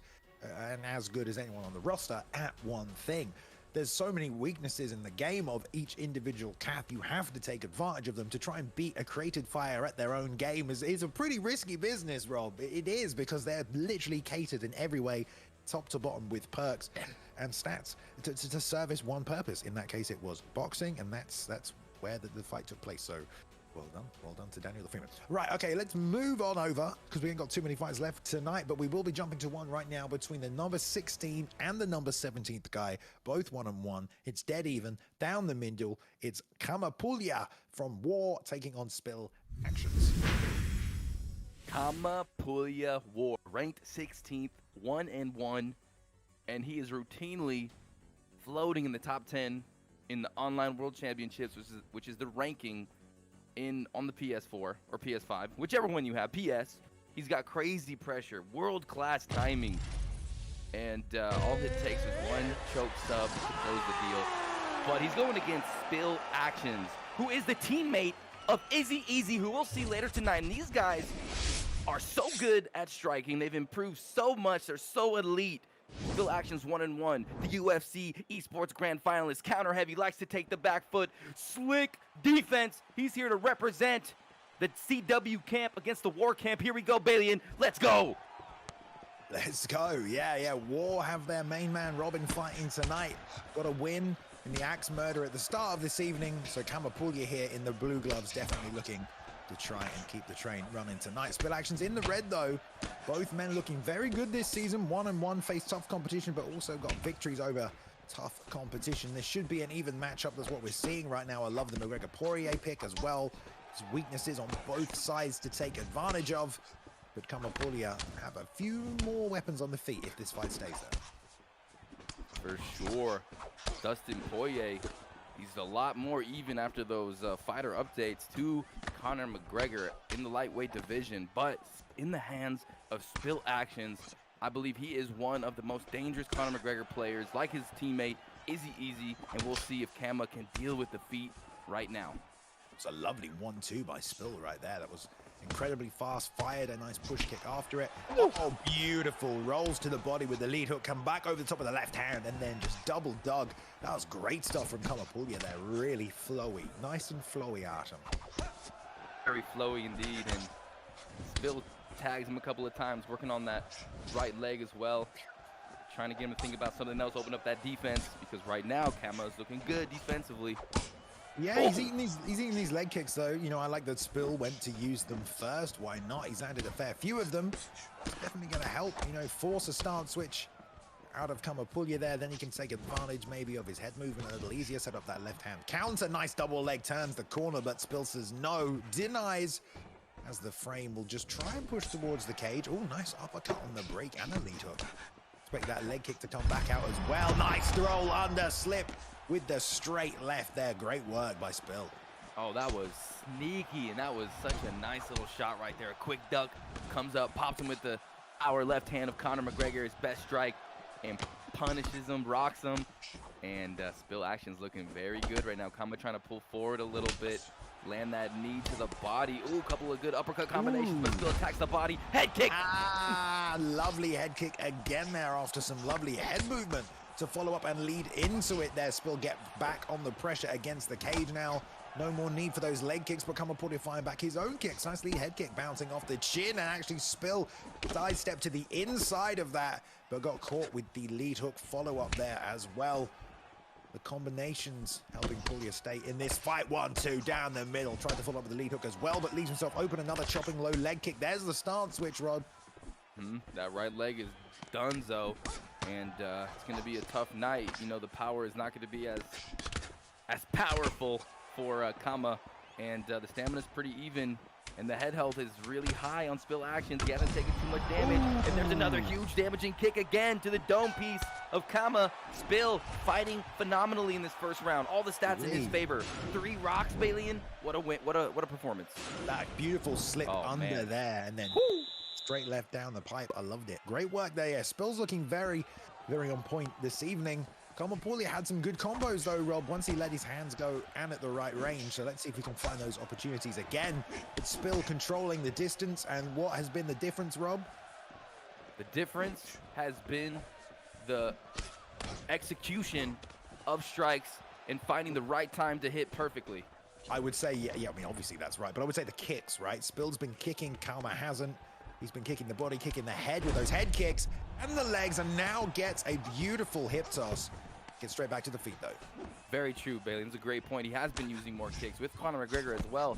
And I wonder if Dustin Poirier, I think he's got an 89 kick strength, 89 kick speed. So he can use the kicks as well. But there's a nice knee. Hey, there's a kick, but he misses and pays for it. Man, big shot to the body as well. Yeah, Spill has been doing a really good job evading the kicks of Kama. You know, he's been sidestepping, ducked underneath that one. Lovely roll underneath as well. This is good head movement from Spill. Yeah, his head movement is so good. Such a treat to watch. Threw him down. Hey. That's stamina right there. Let's go. There's Kama trying to return with those nice shots to the body, but he's having trouble with the reach now, and because he's not kicking either, he's not able to win at any ranges. Now struggling to get on the inside. Nice sidestep though, counts with the left hook. Didn't do too much damage. There's a slip straight right down the middle though. They trade knees, but Spill ahead in almost every stat. I'm seeing a lot of players now adopting that sidestep at a high level, and it's beautiful to watch. And Spill actions lands a nice right hook there, kind of taking over this fight. Nice rear uppercut, and these shots are adding up. Kama's getting beat up right now, Bailey, and he needs to get something going here. Yeah, I like that he's trying to change things up. Nice job. Gets the clinch takedown, but it's a deny. Straight away from Spill, back to the feet, back to where we were. Straight, sorry, jab. Big left hook there. Just putting, oh, wow. He's been nailing those elbows as well. Spill just looks on another level tonight, Rob. He just looks really, really crisp. Yeah, he does, and he's throwing the right shot at the right time almost every single exchange. And Kama just digging to the body there, which is good because he has done some damage to Spill's body, but there's an uppercut that lands for Spill, and Spill is just spilling blood. Oh, another one. Elbow again, Bailey, and oh my God. Yeah, and that wouldn't land if Kama wasn't walking into it, but he is just walking forward into it every single time. And this is just the difference with the kicks. Again, Rob, we're seeing it, you know, like boxing be boxing. Most of the time it's okay, but if you get a good player that can use their kicks, can attack all parts of your body, you're going to have a real tough time contending, especially if you're at a reach disadvantage. And one more slip and a shot with the lead hook, Rob, puts him out cold. Great performance by Spill, back in form, man. You know, he was an esports grand finale finalist, Rob, and showed that in that performance this evening.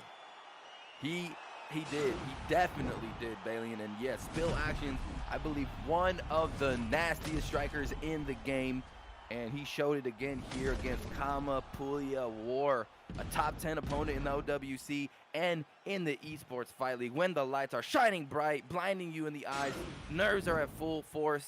He performs. You know, he's a guy that likes to take out his opponents in his fight. And there's another one for the books, 2-1, and maybe, just possibly, we could see teammate versus teammate if Izzy later tonight, Balian, could take out the young prodigy Zyaf. Don't miss it.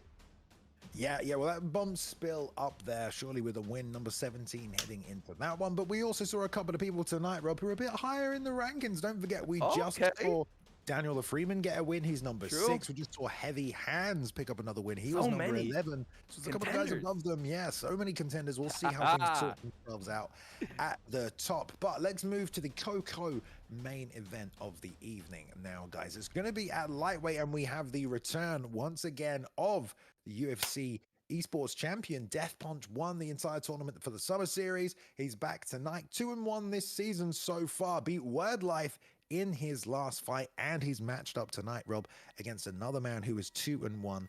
Bang, bang. Number 3 versus number 4. They are ready to go at lightweight. I'll pass it over to you.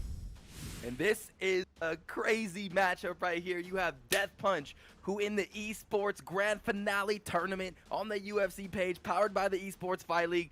No one knew his name. I didn't know his name. I don't know if Balian knew his name, but it was a Cinderella performance, a Cinderella story. He rose, killed some big competition with his submission game, with his ground game, and now he's here 2-1, ranked number 4 against Bang Bang, ranked number 3. Now Bang Bang 2-1 brings a different approach. He walks opponents down, he throws big shots, he breaks your block, and he knocks you out. He's only lost to the current undefeated champion, and he's ready to make a statement against his submission specialist. Here we go.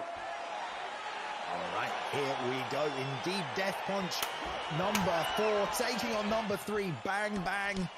Bang Bang won the last 8OX tournament, like you said there, Rob, so going to bring those Muay Thai skills along tonight. But we saw Deathpunch do a lot of submission work in his UFC 4 Summer Series run, but he's been using a lot of his hands recently, Rob, and he did get some striking victories in that tournament itself. So let's see what kind of a game plan Deathpunch comes with tonight. With Dustin Poirier, you got some submission threat. You definitely have an advantage on the ground, but both men content to trade boxing right now, Rob. So let's see who gets the better. No doubt that Deathpunch has been adding striking to his game. You won't bully Deathpunch. He did suffer a loss to Swisslebacks, the Wrecking Ball, in a last-minute replacement fight, but right now looking to rebound, and right now he's getting the better of Bang Bang in these exchanges. Yeah, keeping it tight, keeping it on the inside, and Bang Bang not able to land much. 1-2 came off the block, and a sidestep on the exit there from Deathpunch. Gets away from that jab. He's also stepping to the outside of that lead right hand, which is the right thing to do. Don't want to go to the inside, get hit by that left hook. Try to fire his own over the top there as well. Another side step to the outside. Let's see if he puts a leg kick or something on the end of it. It seems to be working for him. Oh, that was a nasty elbow right there. Lands for Bang Bang. Timed it well as well, right on the block. Deathpunch got his hands up in time. And Bang Bang's keeping the pressure on. You can tell this is how he wants to fight this fight. Make sure he stays in the face of Deathpunch. Don't give him any space. Problem is, he's eating a few shots because of it. Deathpunch is clipping Bang Bang. Every time Bang Bang comes in, Deathpunch is throwing a single shot. He's using his side steps, and he is using that straight, and he is popping Bang Bang again and again and again. Nice, good cover work. Just using the jab to just bait something out from Bang Bang, really, and then trying to counter. Does land a shot to the body right there as the lead uppercut came out. Here we go. There is the body lock takedown. You'd love to see it. And let's see if we see any submission attempts from Deathpunch tonight, controlling from this half guard top. Digs the underhook, though, content to go to the sprawl straight in with a Japanese necktie right there, Rob. But Bang Bang very much aware of the threat Deathpunch poses, but almost got tapped there, surely. Wow. And that's what Bang Bang has to do. He has to meet those submission attempts with a quick flick, and that's what he did. He denied both of them. You don't want to be in those positions with Deathpunch. His mini-game prowess is maybe the best in the world, in my opinion. You don't want to get submitted by this guy. Ooh, the pressure. You see that double pull? Yeah, double pull there. I mean, both guys are going for it. It's almost like a meta response now. You see your opponent pull, you just flick back, you do the same thing. You know, you copy what they're doing. But Deathpunch trying to pressure a little bit here towards the end of the round. Has taken a significant amount of damage to his head. Even more right there. That almost put him out. That one dropped him. Nice overhand. Really landing on the edge of the block there. You know, Chuck Liddell style. I think you're out of range. And then comes the overhand pull counter into the pull counter. But firing back is Deathpunch on the pocket. There's the slip. Oh my goodness. Balian, this is sick. Elbow would have ended his night. You have to feel it was just out of range. Man, just the fight, how it plays out. You see Bang Bang throw a couple shots, gets pulled, and then he realizes that overhand, he has to move.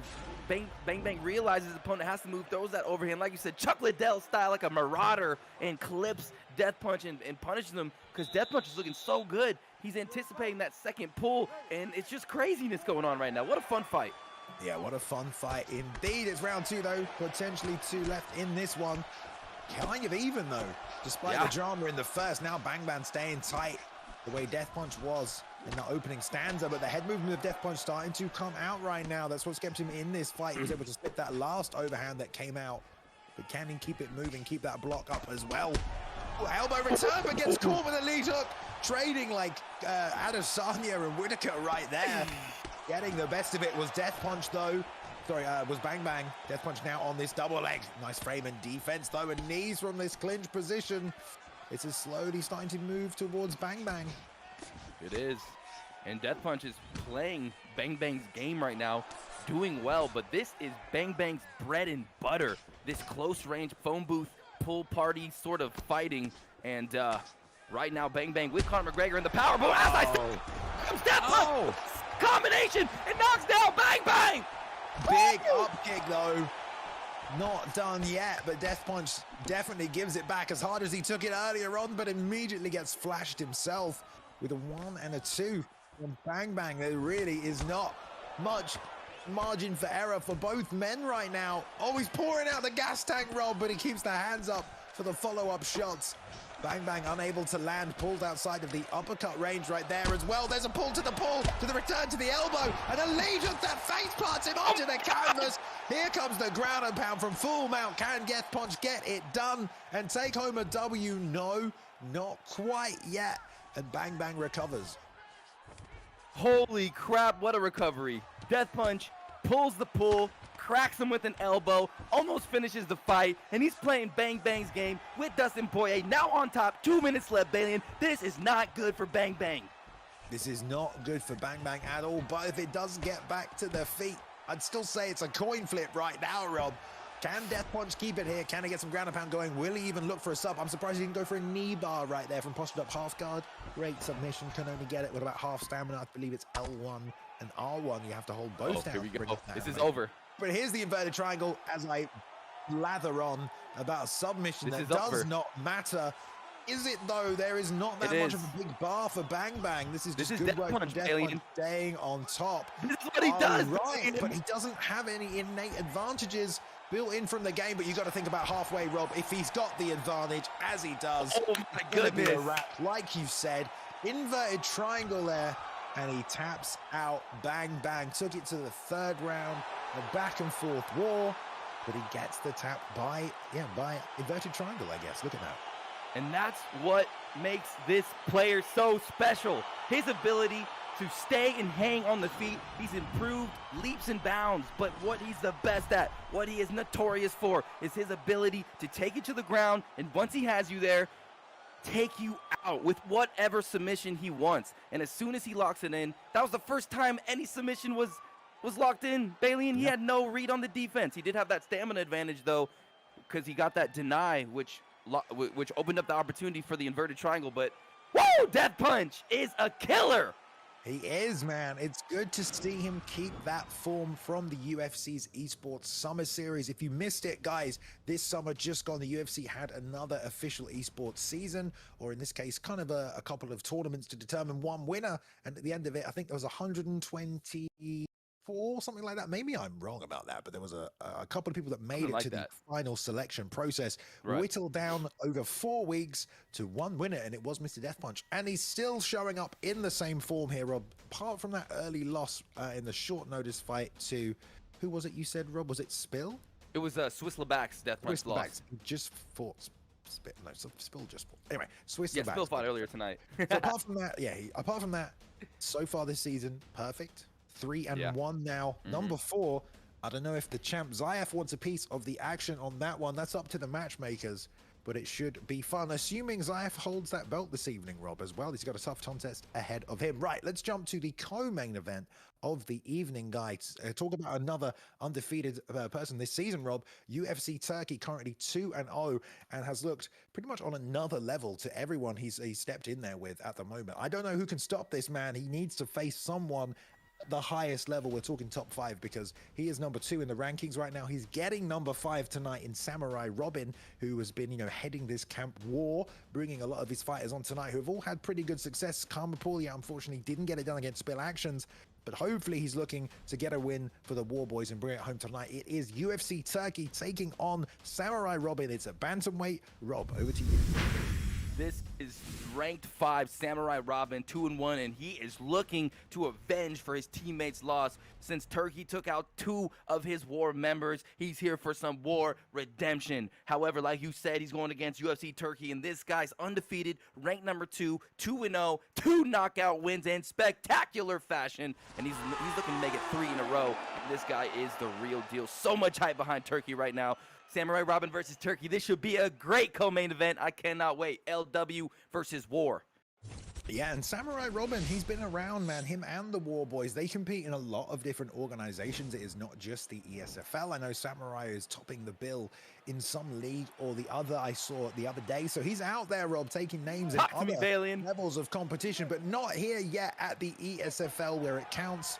On the big stage on Saturday night, ESFL 128 tonight, guys. If you can't read the title of the stream, he is here in the red glove. SamuraiRobin looking to make a statement. Number 5 taking on number 2 UFC Turkey here. Turkey in the blue gloves, 2-0 this season, looking absolutely incredible so far. It should be a good matchup. Should be, and an interesting pick over there from SamuraiRobin picking Munoz. Mark, how do you say his name, Bailey? Munoz. Yeah, I mean, he does have some power. Whoa! Hello! Power and good recovery, which can definitely help in a contest that goes the distance. Recovery is probably one of the most underrated stats I feel in this game. You can take some punishment early. You can still have the contentment to know that you'll recover in between rounds, even the scorecards. But one thing that's very important, Turkey's taken a lot of damage already. Incredibly smart by SamuraiRobin there, Rob, to chop the lead leg. You got some good perks on that from Munoz. Get some damage advantage, negate that force of nature perk. Great points right there, Bailey. And that force of nature perk is so huge, and it could snowball. And another thing that SamuraiRobin is doing very well, he's fighting way on the outside. Right now, Turkey's trying to get on the inside, but Samurai's making him pay, and that left leg has taken some damage on Peter Yan. Look at the redness on the calf. Yeah, I mean, Munoz has those calf kicks. You are right. Fakes a shot there. Ooh, nice check by Turkey, though. And the knee. The pressure coming forward now from Turkey. Trying to land a few shots more on the inside. Robin's looking very slick. Nice job. Rolls into the rear uppercut and landed it. Tried to fire the head kick over the top. Didn't get that. But Turkey knows he needs to be careful here, Rob, because Robin's slip and rip game is very good tonight. Oh, it's looking very impressive. And he's throwing a lot of those straight punches in the middle of the combinations he's throwing. He's clipping Yan time and time again. Misses with that spinning back kick. Ducks that one right out, but it doesn't rock. Holy smokes. Wow. I mean, I know we saw Turkey coming into this as someone who's looked nothing but unstoppable. But right now, Robbie seems a little bit desperate. He's throwing these big kicks. He threw that big forward moving front kick way outside of range, just trying to hope it lands as he closed the distance. Then he threw that wheel kick over the top that got ducked. Another head kick got ducked earlier. He's looking a little bit desperate right now. Agree with that. He is looking a little desperate, throwing those crazy kicks that can be ducked, and one was already ducked, and then the second one was ducked as well, and Turkey is getting beaten up right now. SamuraiRobin is showcasing some extreme composure. Yeah, and that was beautiful work for Robin. Only threw as much as his opponent did. As soon as a shot came in, he returned, managed to match him volume from volume, and then reset and exit after sort of retaining the stamina advantage. So Robin doing a good job just matching the pace of Turkey here, but not allowing him to snowball, put pressure on. Great control of this contest by Robin. Eating a couple of shots though, Rob. Don't forget about the force of nature perk. Gonna have to be careful with that one. But it looks like we will end this first round that has been fairly even so far. You think it's been even so far, Balian? Are you sure about that? I think it has towards the end there. Towards the end, if you're talking about block damage as well, you started to, I mean, going into the second round, it's still anybody's fight. I don't think anyone took a significant advantage enough from that first round to really have a massive impact. I would say so. But if we had to pick, I would definitely say SamuraiRobin gassed out his opponent a little bit, landed that leg kick, and did a slight amount more damage, if that even makes sense. Slightly more damage to that head health, and I say takes round number 1. SamuraiRobin looking very good, very composed, finding way at the outside too, which is good. You don't want to be in the pocket against Peter Yan. Yeah, and it's a perfect game plan, really. Within the opening seconds, if you've done enough damage to your opponent where they have to come forward, that's Samurai's game plan in a nutshell. He can just sit back, evade, slip, rip, and just keep working the leg. And he immediately put Turkey in a bad spot and in a position where he had to come forward in order to secure the round, and he's starting to do that now already. And SamuraiRobin, did you see that pull on that front kick? Just gets out of the way and tags him. SamuraiRobin is playing a counter-heavy style, and he's just looking so impressive right now, and he's really beating up this huge hype train right now that is Turkey. He's gobbling him up. He is gobbling him up, and look at him break down that block. Lovely slip under, stayed in the pocket long enough to get a combination off, but the slip there burn that stamina down to half, as well as the head health has to reset there a little bit, and now Turkey's starting to get the head movement on, spinning back fist into the lead overhand.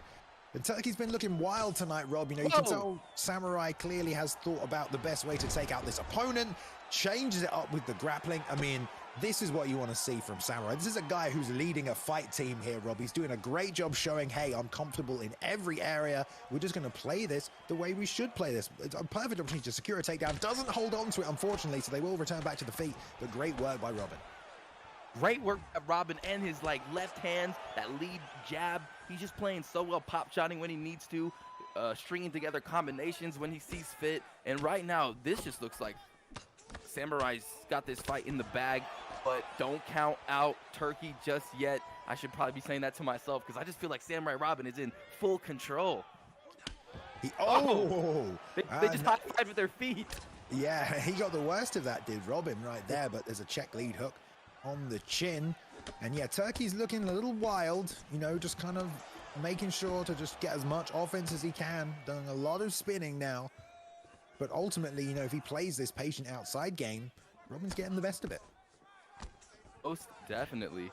And he does have that right leg that he could threaten Turkey with, and that's something Turkey has to think about. Ooh, sneaks in. He just sneaks in those lead shots, lead uppercut, lead hook, jab, lead hook. Now another leg kick. Oh, he is just flowing out there right now. SamuraiRobin is going ham. Yeah, just playing a really, really smart fight. A really good way to deal with a pressure fighter. Just giving him as much as he can handle. And now really getting through to that head health. And the good thing about, he got caught with a front kick. And he ate the uppercut as well. No block left, almost ate that lead overhand.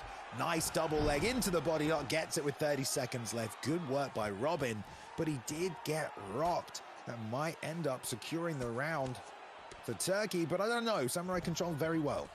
And that just shows how dangerous Turkey is, Bailey. And as soon as he gets some rock, he lands a perfect uppercut, lead hook uppercut, and then he goes spinning back hit or spinning back fist lead overhand. Those are kill combos, and he landed both of them. And somehow Samurai gets out of there a little unscathed, a little bit more bloody than that first round. But we got to fight. We do indeed. This is, for some reason, it's just like Robin is reminding me of James Krause this evening, Robin. You know who James Krause is? Yeah, Leader of Glory MMA, right? But still, it's kind of somewhat in the UFC when he fancies it, but it's a very smart game plan. It's a game plan he can show to the rest of his team. Like, okay, this is how you put on a good MMA performance. But Turkey is not out of this yet. He is still dangerous. He has knocked out 2 men so far this season already, and he is not going to give up on himself. He certainly has already done enough damage to the head health and block to get a finish. He has 5 minutes to do it. in this final round. He's pouring on the pressure. The block my non-existent now for Robin, who shoots another takedown. It's stuffed again. Didn't turn the angle on that one, or set it up very well. And now he has to get his brain engaged, Rob, because he's got to be offensive and defensive to stop this forward pressure from Turkey. He dropped him there. This is bad news.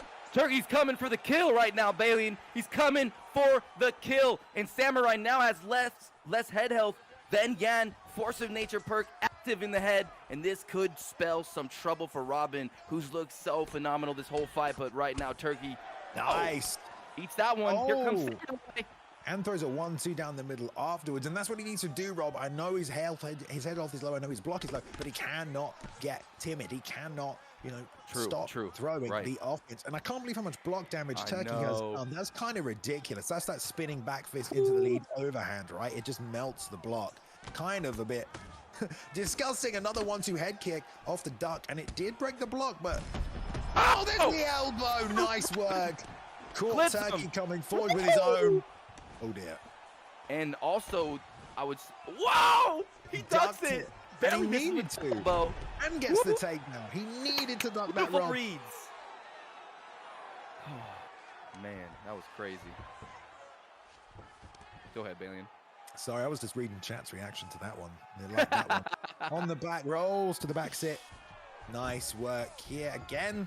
Just hugging tight. He only kind of needs to ride this out, I think, Rob, and he'll take this decision. Still trying to get some ground and pound off anyway. Turkey looking for the get up. He will get it. Will there be a mat return, though, with the left stick? Oh, lovely little drag back down, but he denies it. Great job by Turkey. The camera's buggered out, though, and he reshoots a takedown, ends up inside control. The crotch cam. No, okay, here we go. On top, Turkey needs to get, this is a good position for Turkey, but unable to get that deny. SamuraiRobin sails right to the backside position, and this is not good. If these shots land, but good defense by Turkey. 1 minute left. He's been patient with it. Understandably, he doesn't want to let Turkey get back to the feet. I mean, he could look for the finish there and really pour on the ground and pound, but he might not get the finish, and he's probably going to win anyway. So there might not be a reason to it. That being said, he does let the fight go on. It will return to the feet. Turkey defended this last time, doesn't stop this one. Great job changing the takedown there. And he's on the back. 20 seconds.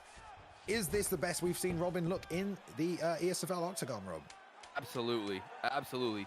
Faced with the toughest opponent, already beat 2 of his teammates. You could tell he was very motivated, very well trained, and we'll see if he does get the decision. We don't know for sure, but it seemed like he snuck away with those first 2 rounds. Dynamic performance, and we'll see what the judges have to say about it. And we won't see. We will just see this. Yep, we will see the winner, though, is SamuraiRobin. Congratulations to that man. What a great performance. And like you said, it's almost like a Dominic Cruz situation there, right? You beat 2 of the teammates. I'm sure he talked to those teammates about what the advantages of Turkey's game were, what they struggled with. And, they probably were able to communicate at least a little bit, come up with some kind of game plan or just some kind of idea of what he was like to face. And like you said, it looked like he definitely worked hard, had some idea of what he wanted to do, opening up with the leg kicks early, put some damage on the board, get Turkey to have to come forward, and immediately put him in a position where he was losing the fight, and then he could just play his own game. With some scary moments, and he did show very good high IQ, able to evade a lot of strikes, ducked underneath at critical times, and secured those takedowns. So great performance by SamuraiRobin. Fight of the night announcement for the vote at the end of the show. Make sure you look at the top of the chat, and you guys can vote who is the fight, or what was the fight of the night. There were so many good ones, and I think, Bailey, my fight of the night pick would have to be Wordlife versus Heavy Hands, or Deagle Fly versus Brady. One of those 2. Great fight. Yeah, I think that's going to be at the end. Right now, you can make predictions for the main event that is about to happen. If you want to win some more of those coins, of course you do. After that, guys, after each of these events now, as we're closing the show, there will be voting in the chat for the fight of the night. So don't forget to do that this evening. We want to record these things. We want to give bonuses if possible, all that jazz. Anyway, Rob, we have come to the end, the main event of ESFL 128 this evening. It is the return of Zyaf, the return of the champ.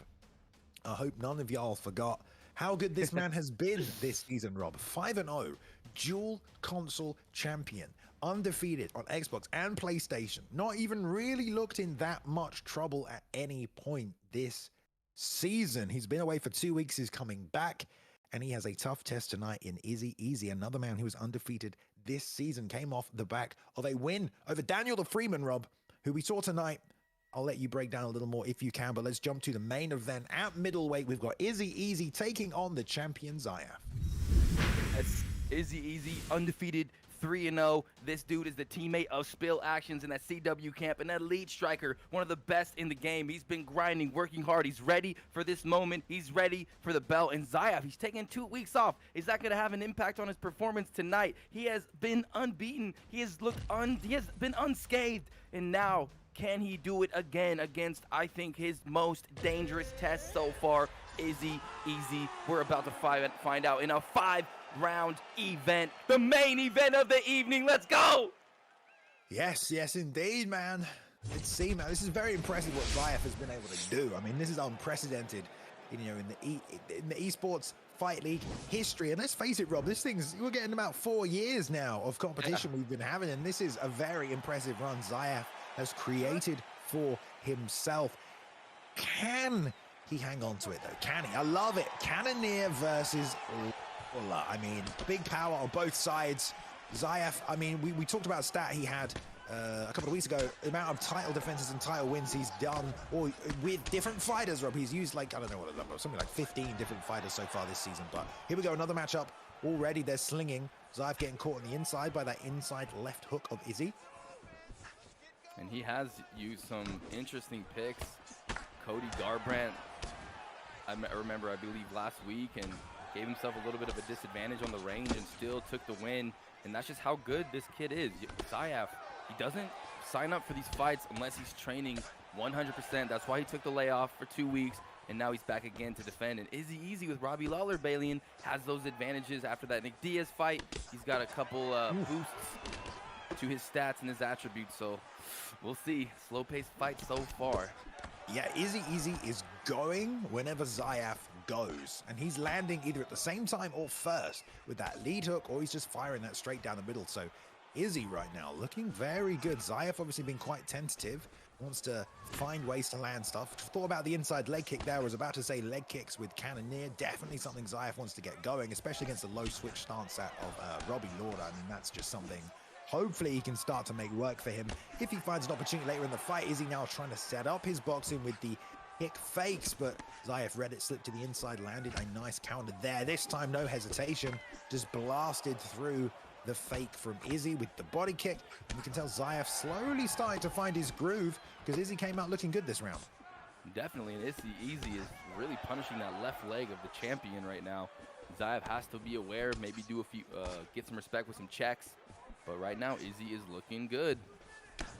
And if you're picking someone for a 5-round fight in this game, Robbie Lawler is very, very good in those situations. Has a very high recovery stat. So throughout the 5 rounds, he will regenerate health slowly but surely. And when it comes down to shot for shot, low stamina, power for power at the end, Robbie Lawler is definitely someone who excels in those small burst exchanges where you can only throw 1 or 2 punches right by the end of the fight.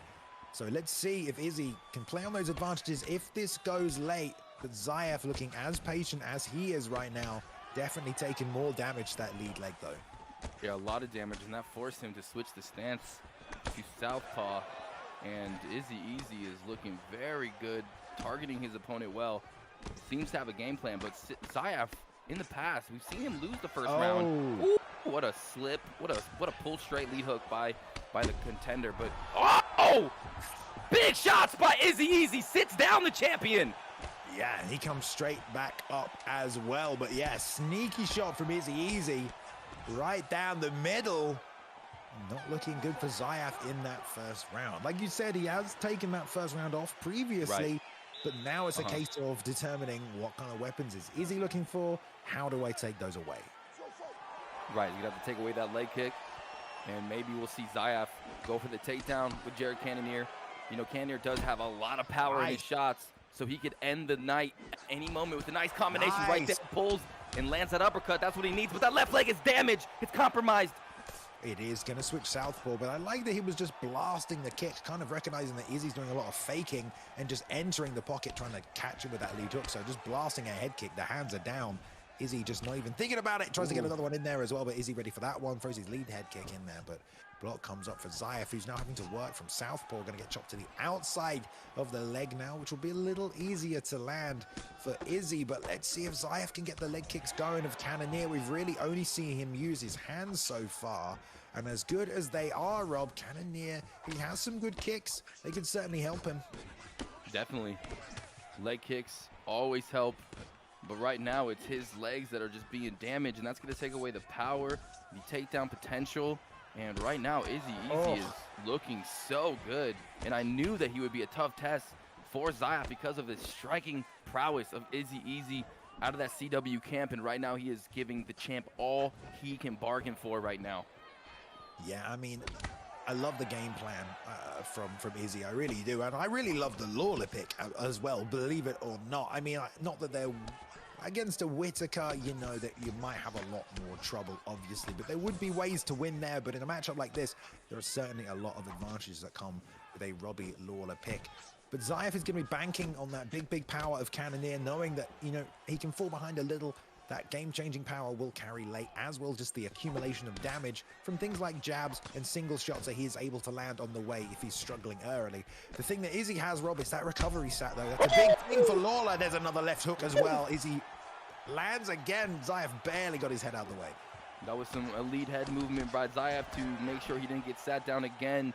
And he's looking to duck, lean left and then duck. Maybe Izzy makes that read and just digs to the body. And Izzy is just clipping him with that left hand from Robbie Lawler. Now backing up the champion. Whew, good pivot, though, to get out of there. Yeah, good pivot to get out of there. Still straight back on the boxing. Obviously, Zyaf knows more than we do, Rob. To be honest, we can't really criticize anything. But I am surprised about his lack of commitment to the leg kicks. I would like to ask him why that is. Maybe he felt like he was getting hit by that counter lead hook that Izzy was throwing a little bit too much. But now still trying to get his boxing working on the outside. Izzy just finding the better shots. Yeah, he is. He is finding the better shots. And there it is again. That straight punch lands. Zyaf again goes to the duck, trying to fire back. But Lawler, played by Izzy, looking sensational right now. This could be a new situation. But don't ever count out the young prodigy just yet, because this looks like it's going to go to round number 3. Yeah, definitely not. Zyaf kept his eyes open the whole time, was very aware. They only needed a couple of punches to catch him coming in and almost landed them there, Rob. So Zyaf got rocked again, definitely playing with fire and getting closer and closer to that damage state where the fight could be over, but kept his eyes open, still looked for the finish in those exchanges and still doing enough damage that a slip and rip counter could change the momentum in this fight. Most definitely. It's never over. That's what makes EA Sports UFC 4 so exciting. Oh, there it is. Oh! Into the dome. Now the champion finally striking some blood and knocking down the contender for the first time in the fight. Now taking to the body. Zyaf coming alive. Yeah, coming alive right there. The patience paying off. Made the read beautifully. Almost landed that slip head kick. And this is where the fight starts to slow down. It's about those... Found home. That one. Here comes the ground and pound. Oh, double straight punch. Zyaf read it. Izzy getting a little bit carried away right there. Throwing double straights. Obviously, that leaves you vulnerable to this mount position. Didn't seem to mind. And if Izzy wins this right, if Zyaf pounds him out right here, it would have been very upsetting for Izzy, but he survives. Yeah, I mean, that was just a sick play by Zyaf. Slips that straight, gets the full mount position, postures up, and Jared Cannonier's ground and pound is so damaging, and now he's got so much time to work here. Izzy in a very precarious situation, and this is not where you want to be against the champion. No, and you know, that was the fight was almost won for Izzy. Right? Almost won. He threw 2 straight. Ooh, he gets up. Something at this level is probably inadvisable. Nice return to Matt right there from Zyaf to slams him straight back down. We're back in full guard. He's up and lets him back to the feet. Back to the feet they go. And a little bit more momentum now in the pocket of the champion, letting those hands fly. Izzy's head health is blinking. That block is very low, but the champ's head health is low as well. It's almost match. Even. Oh! Watch out! Beautifully right there, but didn't throw that counter shot. 4-piece from Zyaf. Oh, the block with the trade. Left hand, a slip from Zyaf though. Izzy's gas tank is burning out right there. He's not able to keep the offense going long enough. And Zyaf stays in the pocket, stays tight. Doesn't get caught, but gets clipped again. Goes to the body. Izzy burns his stamina doing it. Zyaf backing up right now. Oh, he's trying to fire back. Izzy's got to be careful. He's letting his gas tank go, and then he throws a little bit extra, and if Zyaf counters perfectly, oh! Sneaky elbow lands on the champ. Oh my God, this is so close right now. Zyaf 5-0. Could he lose his title? Will we have a new champion? He lands a head kick on Izzy. He's rock double rolls underneath. Is that uppercut coming up the middle? Zyaf trying to find the kill shot, but he survives one more time. Bang! Great on the inside for Izzy, but Zyaf is back up. Oh, he ducked into the uppercut. And new! Men were lowering their head robs, but it's Izzy who finds a shot with the rear left uppercut. Like you said, Rob, and new ESFL PlayStation champion. How about that? And that is history in the books. We've just witnessed greatness. Izzy finally bringing the belt back home to the CW camp. You know Spill Actions and the boys are going to be happy. And that's where Zyaf was going throughout the fight to get out of the way whenever he was rocked down. And, you know, he ducked down. And finally, Izzy catches him clean with an uppercut. Fantastic performance by both the champion and the contender, but it is Izzy and new champion of the Esports Fight League. And you know what? That man has earned it. He has been grinding day in, day out. Had some good performances, had some bad performances. Fought pretty much everybody at this point, Rob.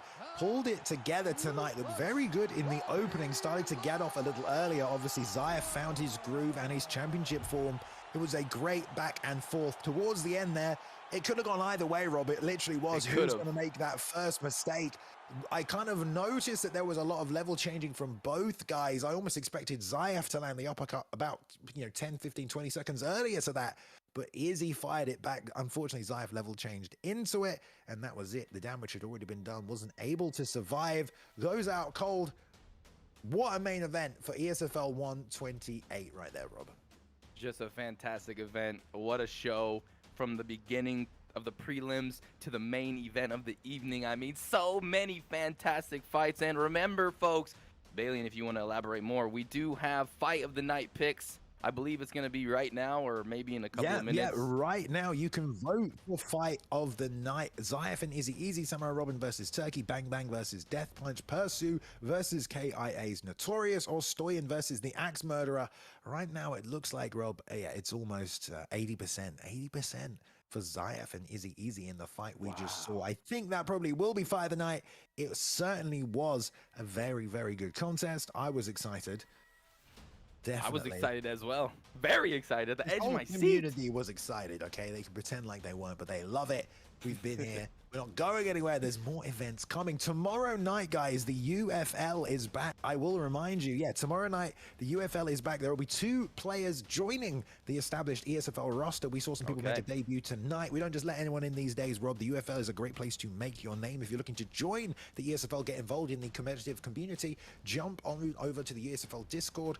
It's at the bottom of the Twitch stream. I'm sure some mods can put it in the chat. If you get through the ESFL Discord, then you can sign up for different leagues in there, make your way to the big show tonight, or you can join a fight camp there as well. We have a special announcement we're working on as coming your way, which will hopefully help streamline that whole process, but we can't say more about it yet. But I do want to remind you as well, there's no Saturday, October 30th card because there's a big UFC event during that day. And that's not next week, that is the week after. So next week, yeah, next week, we have next week's card as well. Let's take a look at it. Obviously, Zyaf just dropped his PlayStation belt, but he will be defending his Xbox title next week against God Ate My Pig. Great fight, that one as well, Rob. Damn, Zyaf having to fight all of these killers. It's hard at the top. Heavy weighs the crown, but Danny and Yerda will be the co-main event. We've got Jay Robinson on the card as well as Tricky coming back against Caliber. What a matchup that will be. Spider against Killer Jake. I love it. Spider looked great in his last performance as well. Dabakin against JC. That's some good Xbox action here. And don't miss the Xbox card as well, guys. I mean, if you're a PlayStation guy, you've never seen an Xbox event, these are killers on Xbox and like vice versa, guys. Vice versa. The community on both sides is popping, Rob. Anything on 129 you saw there you're excited for? Yes. You know, every time Spider's competing and then you see the champ against Zyaf, he might have lost his belt tonight, but he still has another belt at home. That's his Xbox belt. And I believe that God Ate My God Ate My Pig, not my kid. I think that that's going to be Zyaf's biggest test on the Xbox side, and we'll see if he'll be able to pass that one. That would be a fantastic card. Can't wait to call that one.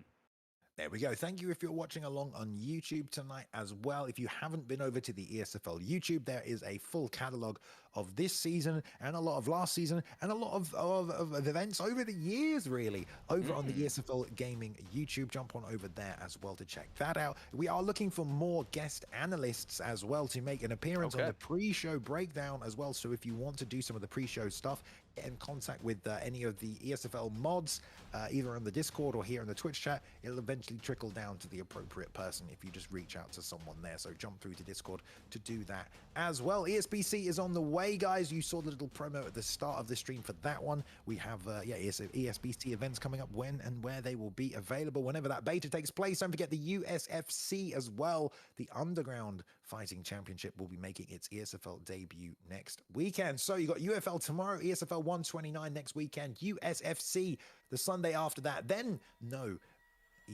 esports events, but there will be some stuff coming back. Anyway, I have talked a lot this evening, Rob. Have you enjoyed yourself? What an event. Always an experience, a wonderful experience, always fun. I love doing this with you, Balian. And yeah, hope you guys all enjoyed, and I'll see you guys next time, next Saturday, and keep training, because man, the EA Sports UFC 4 skill level is just rising. It's like a volcano, and it's erupting. Yeah, I like it. I like it. Right, yeah, that is it from us tonight, guys. Thank you if you subscribed here on the Twitch channel. If you haven't subbed on the YouTube, go do that. Chuck us a like, all of that nonsense as well. Stay tuned on the ESFL Twitter, Instagram, Discord for post news, updates, and more. Until then, we will see you tomorrow night for more esports action. See you then.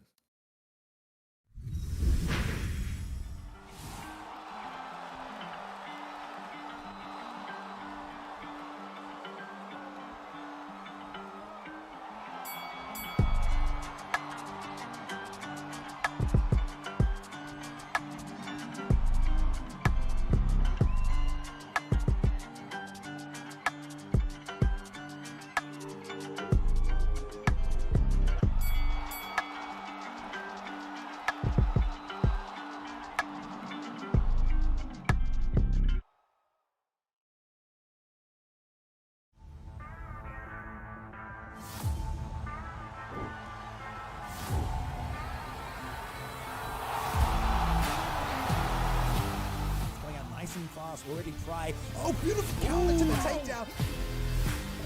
Thank you for joining us tonight. A disadvantage to Zyaf, but then he. A little too much on Trixie. Nice shooting, good turning.